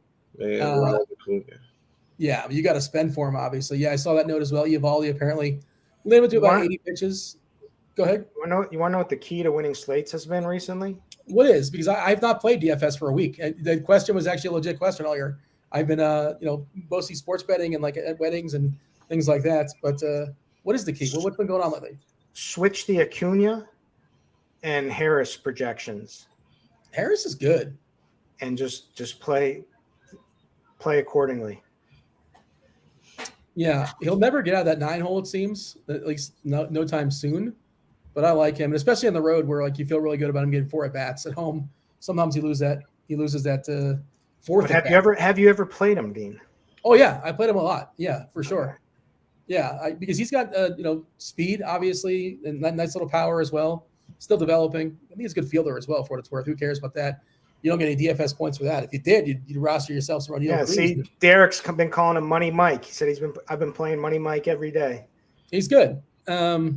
Yeah, and obviously your Atlantic stacks you want to work him in there. But we have the Crunch Time crew coming in about 5 minutes or so. Derek Carty, CEO of the Bats, 2-time millionaire winner. Dave Potts, as well as Roth. Roth told you what's going on weather-wise, anything to be concerned about. But we want to talk about some outfielders. And I want to get some homers to the people because I guess TJ's not lurking. Spider-Man's sleeping. But I don't know where we're at as far as likes. Kindly hit the like button. We'd appreciate that. Hit the like button, subscribe, turn on notifications. My ego is at stake. If it's less likes than TJ got, which it probably is because he's not afraid to stoop. And I just, you know what? He should be selling life insurance. Like, no, he's a good pitch man. He's a good salesman. Good salesman. You know what I mean? And it takes. Well, that was the industry I was in at one point in time. And it takes. I could never be that guy. You know what I mean? I could never be pushy. I could never be cold calling. Like, I was strategic more and did a little bit, but man, it's tough. There's some grinders out there. My first job out of college, he'd be pretty good at it, though. I think. First job out of college, I worked at a call center, trying to what's the term? I can't think of it. A telemarketer. Good Lord. What were you selling? Oh, like power surge. In Florida, lightning strikes once every 9 days, and I don't know. What I had for our insurance sales, it was we would be so I'm gonna be out in your area, on this. So what works best for you? Tuesday at 2 or Thursday at 4? It's you have to start off and give them 2 options. I can't. They're supposed to say magically they're gonna choose one, because you let them there. Instead, they just hang up on you. Fuck off. Got that a lot. It's dinner time. Andre, outfield. This is a position where you can really like blender and play whoever you want. George Springer is a good play. I like him today a lot. Chris Bryant going against Quintana, another guy that you could play. Kyle Tucker, someone else I like. Max Kepler, Charlie Blackmon too as well. This is a number of these guys. You can just keep going down and down the list. Mauricio Dubon, it's another one today that I like. It's a number of these outfielders. I would use, honestly, outfielders probably play maybe, depending on the team, but probably play two of them in my stacks. So 2 of them will be from my stacks, I would say, more than likely. What are we doing this nonsense in the outfield for Pittsburgh here, Kirk Dees? Because there are some really cheap players. They're in cores. Mitchell's 2K on DK. We got Gamble leading off, batting second is 3-1. We probably want to be under this, right? I feel like Gamble's going to homer. I really do. But other than that, I don't really know. I mean, Marisnik is pinch hit risk, but he's got massive power. I mean, he doesn't have pinch hit risk because it's not even a lefty in. That's crazy. So I don't know. What do? We wait for Cheese, and I just wanted to remind Roth, Dean, about my question last night. That let's ask Dave who we would have chosen. They're ready to pop in. Oh, I think he's here right now. Roth. I think we're already here. Yeah. Kirk Dees he's got a bone to pick with you. Apparently, he feels like, I don't know if you know about his Upstart weather program he's been working on for the last 6-7 years or so. But we're not talking about that. The last 6-7 years, it's really going to be something great. It's in beta, so yeah. Patent pending. It's a lot of red tape involved. I loved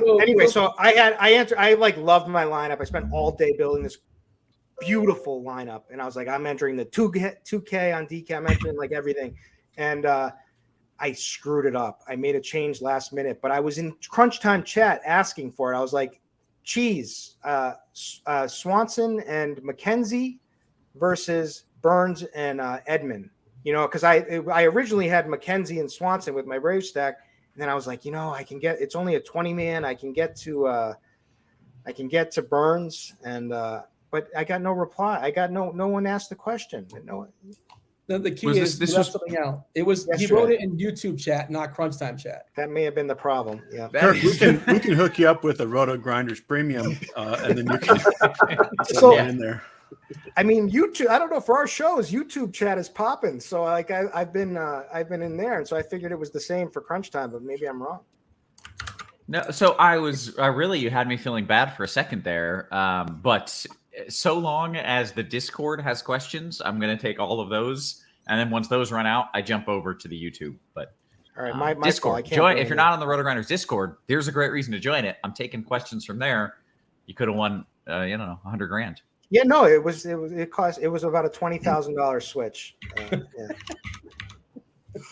And Cheese would have said Swanson McKenzie, right? You honestly would have probably said Swanson McKenzie, I feel like. Probably. Yeah, I can't say for sure. But probably. Yeah. Swanson was pretty great there. Anyway, I'll just go back to my piano. Can we give a quick shout out to Dean's mustache? Like at first, it was just, hey, are you trying to grow a mustache? But now this is a legitimate, good-looking stash you got going on.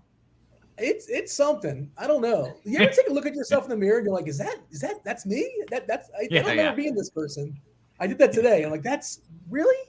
And I think the bits run its course. It's gonna be 86 pretty soon. No, it's no. Before you 86 it, at least like just for men the color and see if you like that. You know what I mean? Like give it a good shot. We'll give it a shot. Yeah, I bought that. I did purchase the box, so we'll give it a roll. Maybe the next show we'll show up with a brown mustache, and then we'll get rid of it. We'll see. But I mean, that's pretty exciting. That's a good tease. I will be tuning in next show to see that, or whatever show it is. There you go. I guess we just step aside, make way for the Crunch Time crew. It's a big boy slate. I'll give a couple homers in the chat. I know we didn't give any homers. Andre, Kirk D's, feel free to share some homers with the people. We kind of sort of promised them, so I'll throw them in the YouTube chat just for Kirk D's, just to tell 10. And if you guys are premium members at RG, you can see that as well, obviously. But let's step aside and make way for Crunch Time on behalf of Andre and Kirk D's. Thanks for watching the first hour and a half-ish. Now it's the Fanduel sponsor Crunch Time, led by Chief Meteorologist Kevin Roth. You got Derek Carty. You got Dave Potts. Enjoy your weekend, everybody. Roth. Appreciate it, Dino. As always, welcome to it. This is indeed Crunch Time, sponsored by Fanduel. Sign up for the Fanduel Sportsbook if you're in a legal sports betting state. New users get the no-sweat bet up to $1K. You can take advantage of that. You get your bonus after your first-time bet. Dean said it is a big boy slate, and so we're bringing in the big guns for the big boy slate. One, Mr. Dave Potts, a.k.a. Cheeseisgood. How are you, Cheese? I am great. Yeah, this is my last sort of full work day before All-Star break, so we get a good slate for it. Okay. Are you going to brag about how great you did last night with your awesome call or my awesome call or anything like that? No. I mean, yours. I would brag about yours, yes. You called Pete Alonso for sure. That's 3 home run picks in a row. Yeah, I mean, when you say something, it's a fact. I mean, if people aren't betting your home run call, they just don't like money. What are you doing? That's 3 in a row. It was the dude whose name Suarez. You got Ohtani, and then you got Alonso. Back to back to back jacks for your boy. And everyone's just here for your home run call tonight. I don't blame them. I think it's the right move. I think they should be. Cheese, you said that you really liked the Royals. Just in general, you thought as a bet. I actually made a betting call, and it was as a bet. You never make a betting call, and you're like, these odds are stupid. I think that's the first one I've ever made in the history of this show or any show, and it was a plus 400 team that won. So it was hope a very good call. And I think you were all over a pitcher that really crushed as well. Well, right? Tristan McKenzie, but that wasn't really sneaky. Everybody liked him. Yeah, but you did good with that. And to tie in our man Derek Carty, creator, inventor, CEO, and chief pharaoh of the bat. I don't know. I'm trying to come up with new one. I like new titles every time. The pharaoh of the bat, Derek Carty. Carty, the bat also, I saw a retweet that the bat also loved that very same bet that Cheese loved, and that went pretty well.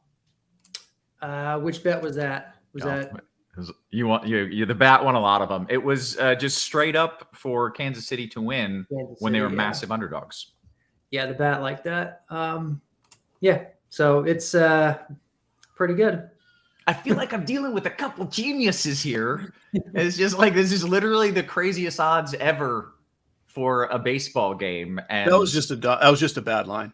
You don't see bad lines very often. I don't really look at lines every day, but I don't think it's common to see one that's just clearly just silly high.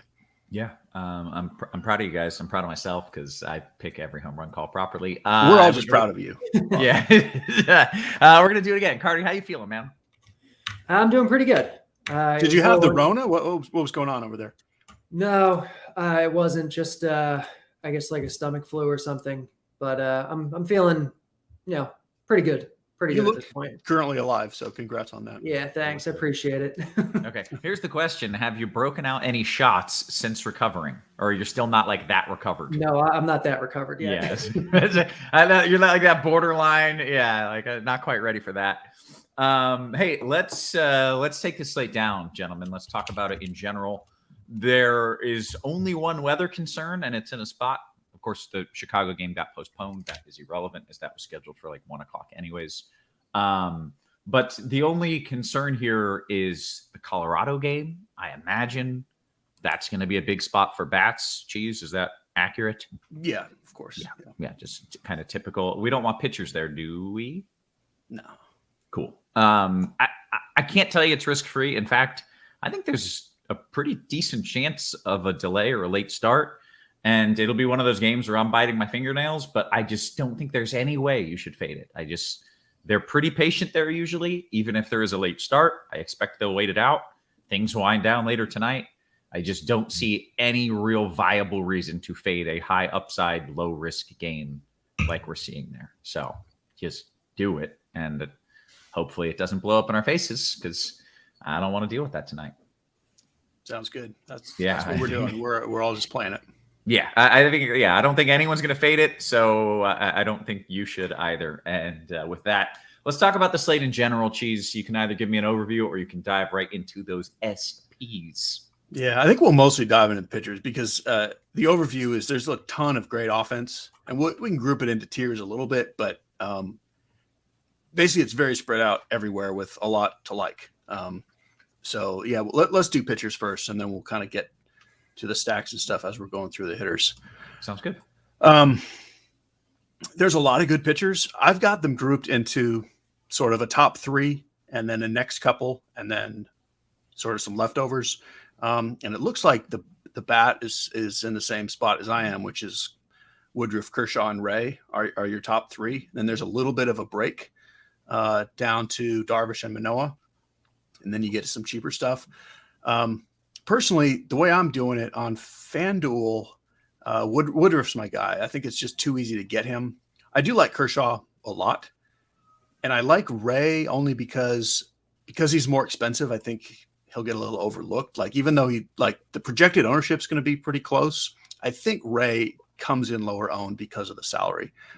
But pretty much, honestly, I'm just playing Woodruff on FanDuel because I can. On DraftKings, Kershaw is a little too cheap. He's 9,400 versus like 10.2 and 9.8 for the others. So I have mostly Kershaw and Woodruff. In almost all my lineups, I have at least one of those guys. Ray is kind of my pivot off of them. And then you skip down to Darvish and Manoah. I don't like Darvish on FanDuel where he's priced.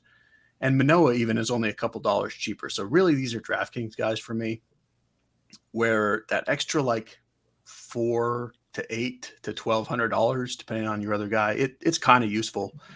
And then the 2 cheaper guys than that also are kind of DK only. I'm going to throw one FanDuel cheap-ish guy in there, would be Alex Wood, 8,300 on FanDuel.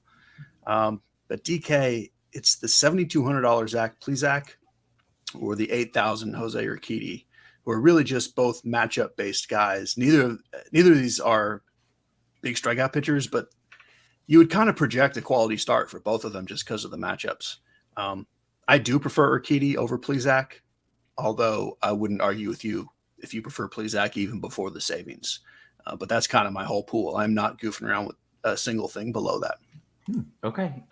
We've got some good pitcher questions coming in. I'll take one of them now, save the next for after Carty. Cheese, do you have additional love for Wells with the extreme pitchers umpire, or in fact, any love for Wells? So no, Wells is not a guy that is better or worse based on umpire. I mean, theoretically, it helps anyone a little bit, but certain pitchers, like I care if they have a pitcher zone. Tyler Wells, I don't. And he has missed my cut. I wouldn't yell at you if you played him as a pivot off of Plesac, but I would rather just not play either. In general, what kind of pitcher are you looking for where you think the umpire matters more? Like a control pace corners guy?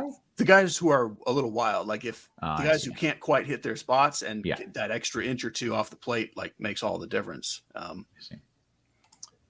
But yeah, a guy like Wells, like a pitch to contact guy, it doesn't really matter who the ump is. Gotcha. Okay. Carty, let's talk about your pitcher pool here. And then again, I've got a good question for you as you're done. Yeah, so like Cheese said, there's a lot of good pitchers on this slate. I think the bat has 9 projected for more than 15 DraftKings points, and there's a lot of slates lately, all year basically, where maybe we have one guy or 3 guys, who kind of meet that criteria, and we have 9 today. So you really don't need to get too weird. Like Tyler Wells, I think, is kind of that line where it's probably unnecessary. But yeah, it's Kershaw, Woodruff, and Ray at the top. You're playing 2 of them in cash on DraftKings. On Fanduel, I think you probably just play Woodruff, but I'm not going to tell you you're wrong to play Kershaw. I think I'm a little higher on Plesac than Cheese is, especially on DraftKings, but I think he's very much in play on Fanduel also, where he projects for super low ownership, and he projects as like the 5th best pitcher on this slate. Now, granted, there's lots of aces. Those first 4 are really good. But Plesac's in a really good matchup. And one of the things the bat isn't even accounting for is that it does seem like he's switched up his pitch mix lately. Like he's used his fastball less, his slider more. I believe I read that today. And that's always a good thing because fastballs are not usually very good pitches and sliders are better pitches. Exactly, Zach. Yeah. So, What did you say, Cheese? I said when he said fastballs aren't great pitches, I said especially Zach. Please. Oh, okay. Yeah.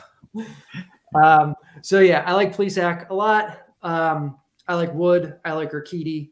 I'd say Jordan Montgomery is borderline viable in GPPs. But yeah, that's kind of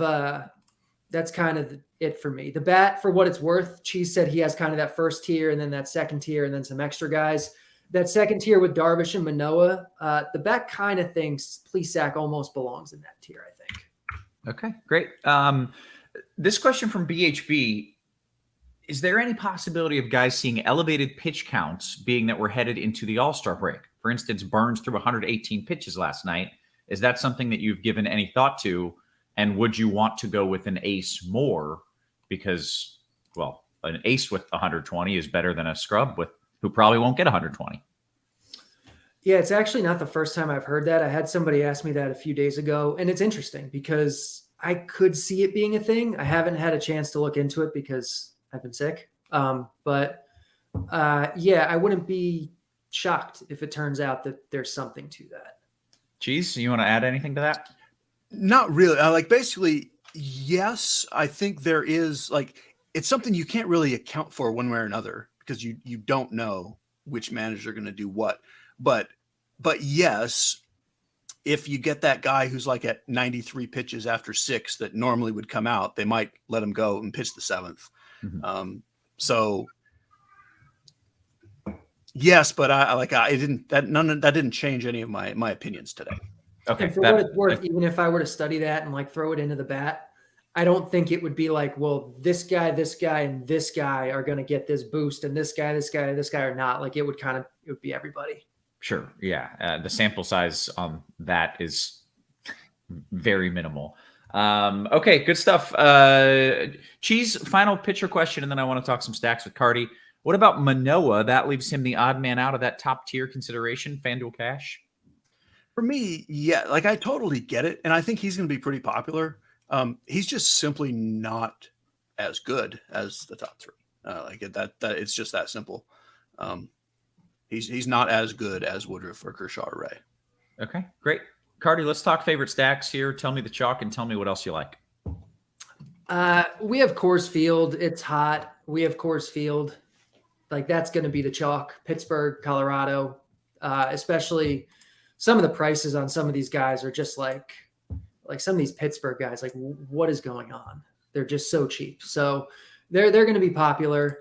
Beyond that, I think you'll probably see ownership fairly spread out. I mean, I think you'll probably see maybe, a bit on Cleveland, Atlanta, Toronto, but none of them are going to be outrageously owned. I think the Braves, I think the Jays are good stacks. I think Minnesota is a good stack. Those are kind of my non-Coors ones that I like. Okay, Cheese, you want to talk stacks for me? Yeah, basically, I would say Atlanta and Toronto would be chalk if they were a little more affordable. but as it is, it just kind of gets spread out. The closest thing to chalk is really just on DK with Pittsburgh because of the pricing. I would say maybe on FanDuel, it's a little easier to fit a Toronto stack and an Atlanta stack. So I think they get a little more traction on FanDuel. But otherwise, like, it's just so spread out. Anything outside of those 4 teams, I think, the Coors Field game, Toronto, Atlanta, I don't even worry about ownership. Anything outside of those 4 that you really like? Yeah. There's a lot, though. Okay. I really like the Cardinals. Carty mentioned Cleveland, who I also like. I like the White Sox and the Twins. I like the Dodgers. I like more than that, but I'm going to stop there. Those are sort of the standouts for me. Okay. And I want to go position by position, and we're running behind, but I have a stupid question, Cheese. Is that okay? It certainly is.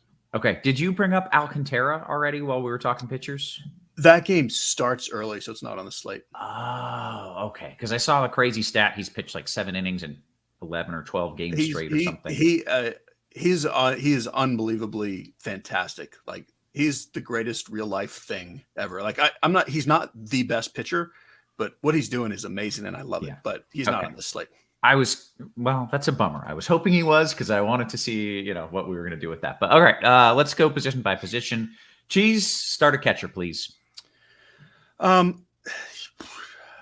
So Kirk and Will Smith are like the best hitters who happen to play catcher. And I think you can play them anywhere, anytime, even on FanDuel for any reason. On DK, I don't think you want to prioritize spending up at catcher, because I'm prioritizing the pitchers. It's a little bit of it's weird to say it's a bummer that someone named Michael Perez isn't starting, but I would rather play Gary Sanchez at 3,400 or even Sean Murphy at 37 than trying to just punt to nonsense.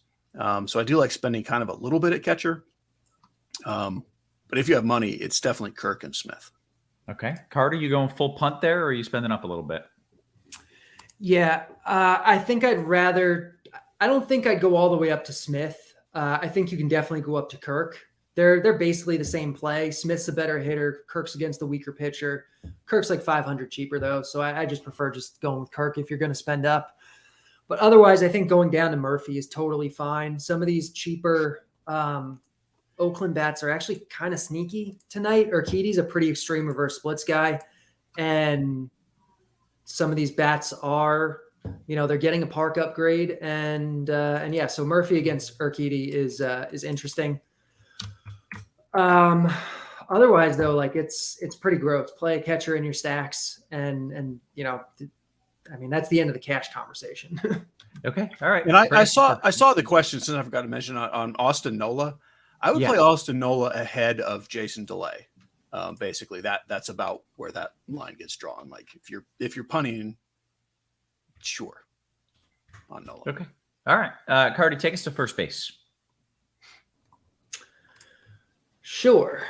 So on DK, where we have the crazy cheap Pittsburgh prices, we have Vogelbach hitting cleanup at 3,400, and he's definitely your cash guy. Like you're bad to play anybody else. On FanDuel, where you're not getting that kind of like crazy discount, you have Vlad Guerrero at 3.8K. He's probably the top guy on the slate, him or CJ Cron, and you're getting him 500 cheaper than Cron. So I have no problem just playing Guerrero there. Vogelbach is fine on FanDuel, but he's only 500 less than Guerrero, whereas on DK, he's like 2,000 less almost. You have Connor Joe in Coors. Goldschmidt, I think, is going to be a good GPP kind of guy. Yeah, that's and I think Vinny Pasquantino on DK. If you want to go even cheaper than Vogelbach, in GPPs is a punt guy, 2,700. He's against Manoah, sure, but he's hitting third. It's a big park upgrade. He's really cheap. He's, solid enough. So I kind of like him. And the guy I do want to mention that I don't like that much is Josh Van Meter. He's hitting leadoff for Pittsburgh, and he's in Coors, and he's 2,900 on DraftKings, and he projects as one of the higher owned guys on the slate. I think the bat has him as the second highest owned, maybe more as a second baseman, but I just want to mention him here because he's first base also. he's a pretty big pinch hit risk guy, so the bat really does not like him. Okay, Cheese. Yeah. So what Carty said at the top is, I think, completely correct. Just play Vogelbach on DK and Guerrero on FanDuel for your optimal lineups. I do like spending up to be different here, with my two favorite being Goldschmidt and Abreu. And then I don't mind trying to be different than Vogelbach, paying down. Pasquantino, I do like. I like Andrew Vaughn. It's kind of he's not really cheap, but he's cheap-ish. And then there's a couple of teams that early in the day, they weren't even kind of on my radar. But with the way the pricing is, I'm ending up on some Reds and some Orioles. Just simply, I want to fill in higher price stacks with something other than Pittsburgh. So I've ended up with some Votto and some Mancini there. Okay. Second base. He's not super expensive, but kind of expensive. Brendan Rodgers. Well, it looks like the bat likes better than Semien anyway, as do I. So if you're spending up, you don't even have to go quite all the way up to play Rodgers. But there's a pretty nice group of very affordable bats. Like on FanDuel, Jimenez, Edman, India, they're all under 3K. I like Jimenez and Edman the best personally. And then I also kind of like Polanco as a spend up to be different. And then I like Nolan Gorman as another tournament guy. Carty, second. Yeah, I like a lot of those same guys. If you're spending up, I think it's Rodgers, but I don't think you really do that unless you're stacking. Those same kind of guys that she's mentioned: India, Edman, Jimenez on FanDuel. Van Meter's kind of in that mix. I mentioned him at first. Like, he's fine, but I really would prefer to play the other guys. The pinch hit risk is real, and he's not that good. And I really like Polanco a lot in GPPs. I think the Twins are going to be one of the more under-owned stacks tonight. Okay. Third base. Jose Ramirez is the top guy on the slate. He's not like overly expensive. Like, yeah, you want to prioritize some core stuff and some pitchers and whatever, but third base is pretty gross tonight, and Ramirez is in a really good spot. He's facing a bad pitcher in Hutchison. It's a good stolen base spot. So I like Ramirez quite a bit. I think in GPPs, Austin Riley in your Brave stacks, Manny Machado as a one-off, Eugenio Suarez as a one-off. Who else are we looking at here? Matt Chapman on FanDuel is really cheap. He's $2,700. I like him quite a bit, and obviously in your J stacks. So, but yeah, in cash, I really think it's just pay for Ramirez. All right, Cheese, third base. Definitely get Ramirez if and where you can. Kind of like at first, I do like spending up to be different, which would be Machado mostly, and really even Riley, even though I think the Braves are kind of obvious. I don't think they're that popular because of the pricing. Agree with the Chapman as he's a little too cheap. Bregman on FanDuel and Justin Turner on FanDuel are also cheap-ish. That's what I like. Okay, go to short. Every day, shortstop is just, we're like back to the glory days of shortstop being like a loaded position. On DK, O'Neal Cruz is going to be really popular at that salary. On FanDuel, I like Swanson and Bichette better than Cruz, but whatever, I like them all. Trey Turner, even though like he always projects well, no one's playing him or really any Dodgers tonight. And I do like Trey Turner. Tim Anderson, I like a lot. I like Correa a lot. Even like Javi Baez. I like everyone at this position as per usual. So it's pretty much I think you've got to get somebody good because there's so many good players here. This is not a position I'm punting. Okay, Carty. Yeah, there's like she said, there's a lot of good guys here. O'Neal Cruz, I think, is the obvious guy on DK and the one that will be popular. But I kind of think Tommy Edman is on like the fringes of this like top tier group. And he's a lot cheaper than the other guys. Like he doesn't project that much worse than your Bichette, Correa, Anderson, Swanson guys. And he's 3,300. So I do like Tommy Edman quite a bit. On FanDuel, I like Edman also. I like Andres Jimenez. I think on FanDuel, you can punt it with Mauricio Dubon. He's 2,100. He's almost free. He's hitting leadoff against Cole Irvin. I really don't mind that if you're not going up to O'Neal Cruz. All right, that brings us to the outfield. Carty, what do you love? So on DK, the Pittsburgh outfielders in particular, like Ben Gamel is one of their best hitters. He's hitting second. He's 3,100. Cal Mitchell is an actual prospect kind of, and he's 2K. He's free on DraftKings. So I think both of those guys are borderline cash game locks, and then you're kind of just filling in with other stuff. Like Chris Bryant on the other side of Coors is really good. Ronald Acuna is expensive on DK, not so much on FanDuel, but he's really good hitting leadoff, platoon advantage against Corbin. On FanDuel, I think he's a really, really good play, and on DraftKings, he's just a really good play. I don't know how to pronounce his name yet. I've never heard it said, but Estori Ruiz, the Padres prospect. You know how to say his name, Cheese? I have also never heard anyone say it. Well, whatever. Until you now. So now that's what it is. That's what it is. Great. Okay, cool.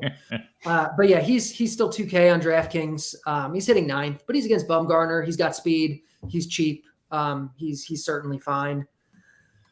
Who else are we looking at?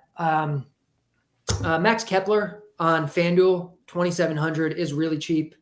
AJ Pollock at 2,300 against Smeltzer is really cheap. Randall Grichuk and Coors at 2,800 is underpriced.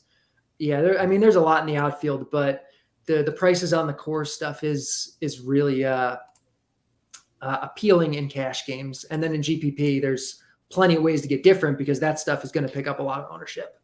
Okay, Cheese. Yeah, the cheap names that Carty mentioned, it's really easy to play at least one or two on DK of the like minimum salary guys, and you can kind of do whatever you want. In the mid tier, that's where I kind of like Braves and Blue Jays. Like Duvall is a little too cheap. Ozuna and Teoscar are kind of mid tierish guys that I like. As far as the spend ups, I think Juan Soto's definitely my favorite guy. Like I would play him ahead of Acuna personally. I like trying to be a little weird with the spend ups because they're all great. Mm-hmm. I don't think anyone's playing any Yankees, which is always a mistake, just regardless of anything. So play some Judge and Stanton. I don't think anyone's playing Mookie Betts. I don't think anyone's playing Julio Rodriguez. So when you have players like that, who are just as good as like Acuna and Springer, who people are playing, I would just play the other guys. Yeah. Okay. Good stuff. Cheese, you get one stack to win it all. You're trying to win like a single entry tournament. Where are you going? That is the St. Louis Cardinals. Carty, one stack to win it all? The Minnesota Twins. Okay. Very, very good. All right. Let's take some QQs here. And then, of course, we'll give out some home run calls before we leave, since that's really what everyone's waiting for. That's why I'm here. You're right. Scrolling down just a wee bit here. And we'll start with MT Red Sox. He says, Carty, since nobody loves Anderson, should we consider the Nationals in tournaments? Yeah, you can, but I don't think they're great. I think there's a number of better teams. They're kind of in the bottom half for me. Okay. FanDuel Cash, Cheese, last man in. Edman, O'Neal, or Kepler? They're all pretty good. I would play Kepler there. Reggae Joe, GPP stack. Carty, would you prefer Cincy or the A's? I think you're probably getting... definitely not the A's. It's definitely Cincy of the two. I guess they're viable. I don't love them, but they're fine. Okay. All right. NBA DFS says, Cheese, FanDuel Cash in the util spot, Kirk or Gamble? I would play Kirk. Okay. Carty, this is a question from Bazinga. I don't understand it, so I'm just going to read it as is, and you can decode it for me. It's, you got to know about baseball. It says, Roth, can you ask if Hunter Green is a no-go? Sounds like they would just go with Plesac on DK. I think he just means, do we like Hunter Green enough to include him, or would you just play Plesac and then X him out? Okay. Do you? Ask Carty.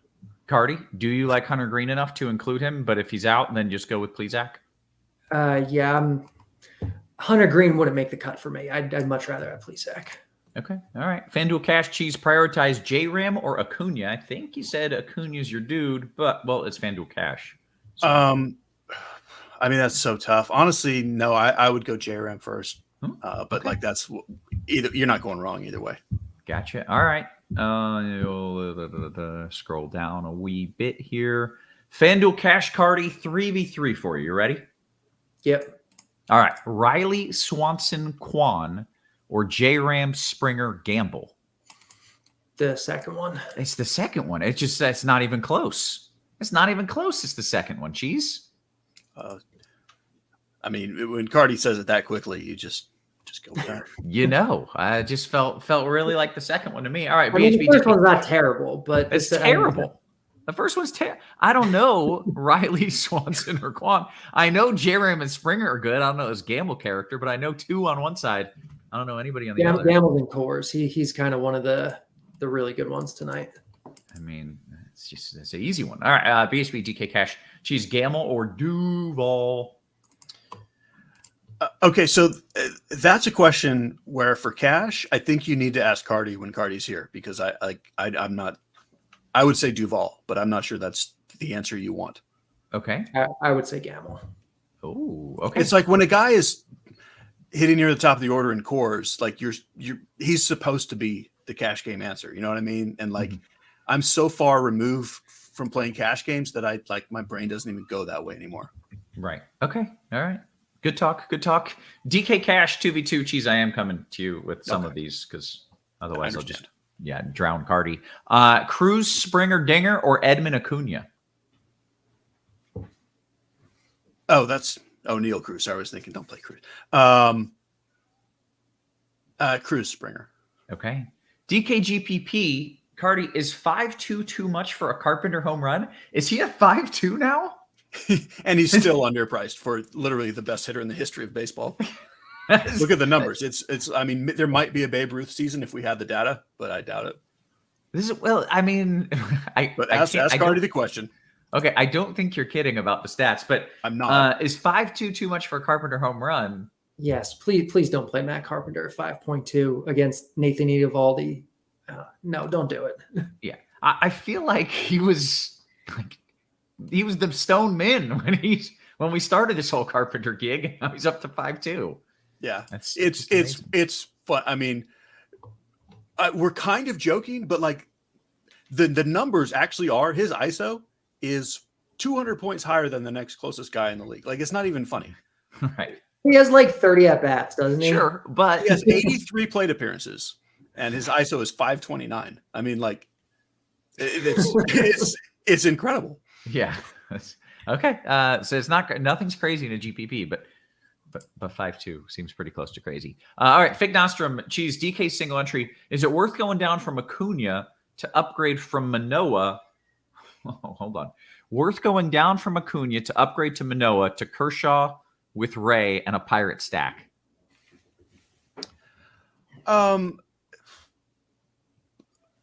That's what I would do. It's very close.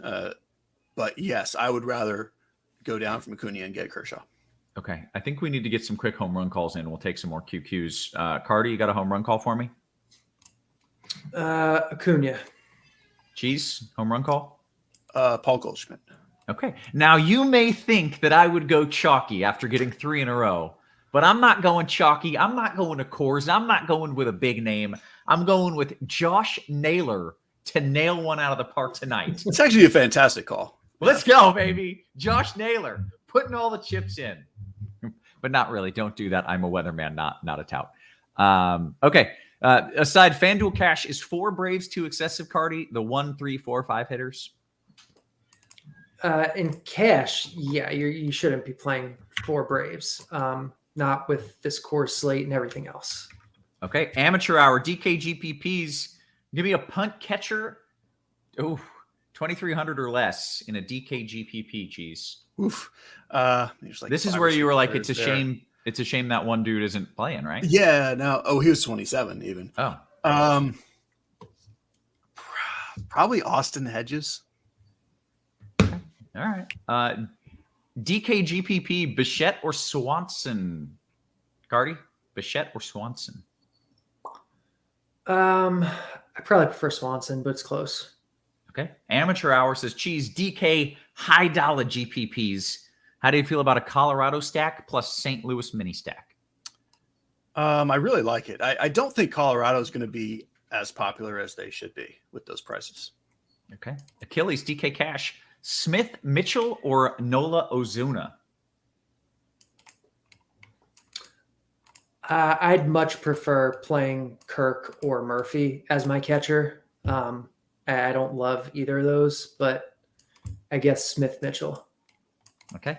Go to Raymond Cheese, DKGPP, last man in. Estuary Ruiz. Oh, is that the name that we've been struggling with? Yeah, I just called him an estuary, which that's, I don't know. I don't think Isn't that where birds live? Yes, it is. Yeah. Estuary Ruiz, Nolan Jones, or Corey Dickerson? I'm going Nolan Jones here. Okay. DK Cash Carty, Manoa Ozuna, or Woodruff Mitchell? Woodruff Mitchell. FanDuel GPP Cheese, Tim Anderson and Jose Miranda, or Abreu and Nick Gordon? Anderson Miranda. FanDuel GPPs, Carty, is Tyler O'Neill viable in a card stack? 2,700 seems too cheap for that kind of talent. Yeah, of course he is. In a Cardinal stack, he's one of their best hitters. He's more than viable. I mean, he's viable even not in a Cardinal stack, just anywhere. He's just straight up viable. Okay. With that, we have hit the lock. We have talked the weather. We have given the picks. And most importantly, we have given the bombs. We've given the bombs, baby. Tag me when he goes yard because I'm not going to be paying attention. But it'll be in like 5 minutes. Yeah, I'm going to lose. It's happening first at bat. I can feel it. Yeah. Okay. Hey, I got to say, you two gentlemen, you both had a wonderful show. Not as good as you, though, who's never missed a home run call ever. That's true. 3 for 3 in the history of my home run calls. And once I get one wrong, I'm never doing it again. Just you so probably should just retire now. You shouldn't even give one out tonight. Just stay perfect forever. I'm trying to bring the streak into the All-Star break. That like 3 for 3, like that's already way ahead of like means he's good at shooting 3-pointers or whatever. Right. Like, you've already passed the number of what you need. That's right. All right. Let's see. If there's any quick post-lock questions, we'll take a few of those. Zach Duke in the YouTube chat saying Ross got the plays. That's right. He's not I wrong. got the plays. And I'm proud to say, you know how I'm coming up with these, Cheese? You know how I'm coming up with these? I don't. When we're going through lineup HQ, I just quickly scan and my eyes just get drawn to a name. It's like a magnet. My eyes are just attached to a certain name. And I'm just going to read that name, and that's my pick. I mean, can't go wrong with missed. that. How can you argue that? You can't go wrong with that kind of process. Let's see here. All right. Achilles, DK Cash, Murphy Duval, or Smith Mitchell?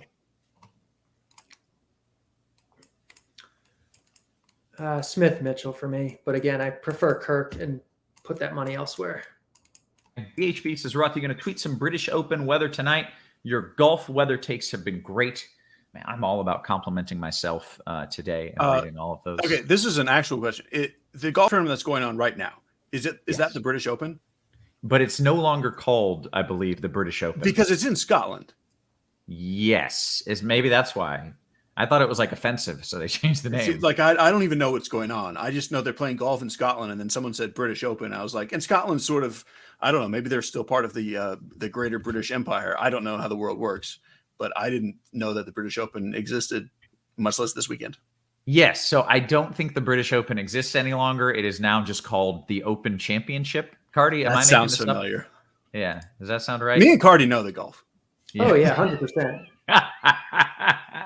Oh wow, the three of us talking golf is like the least likely thing that could have happened here. Yes, I will. I'll do a quick check. As of last check, the weather there's really boring.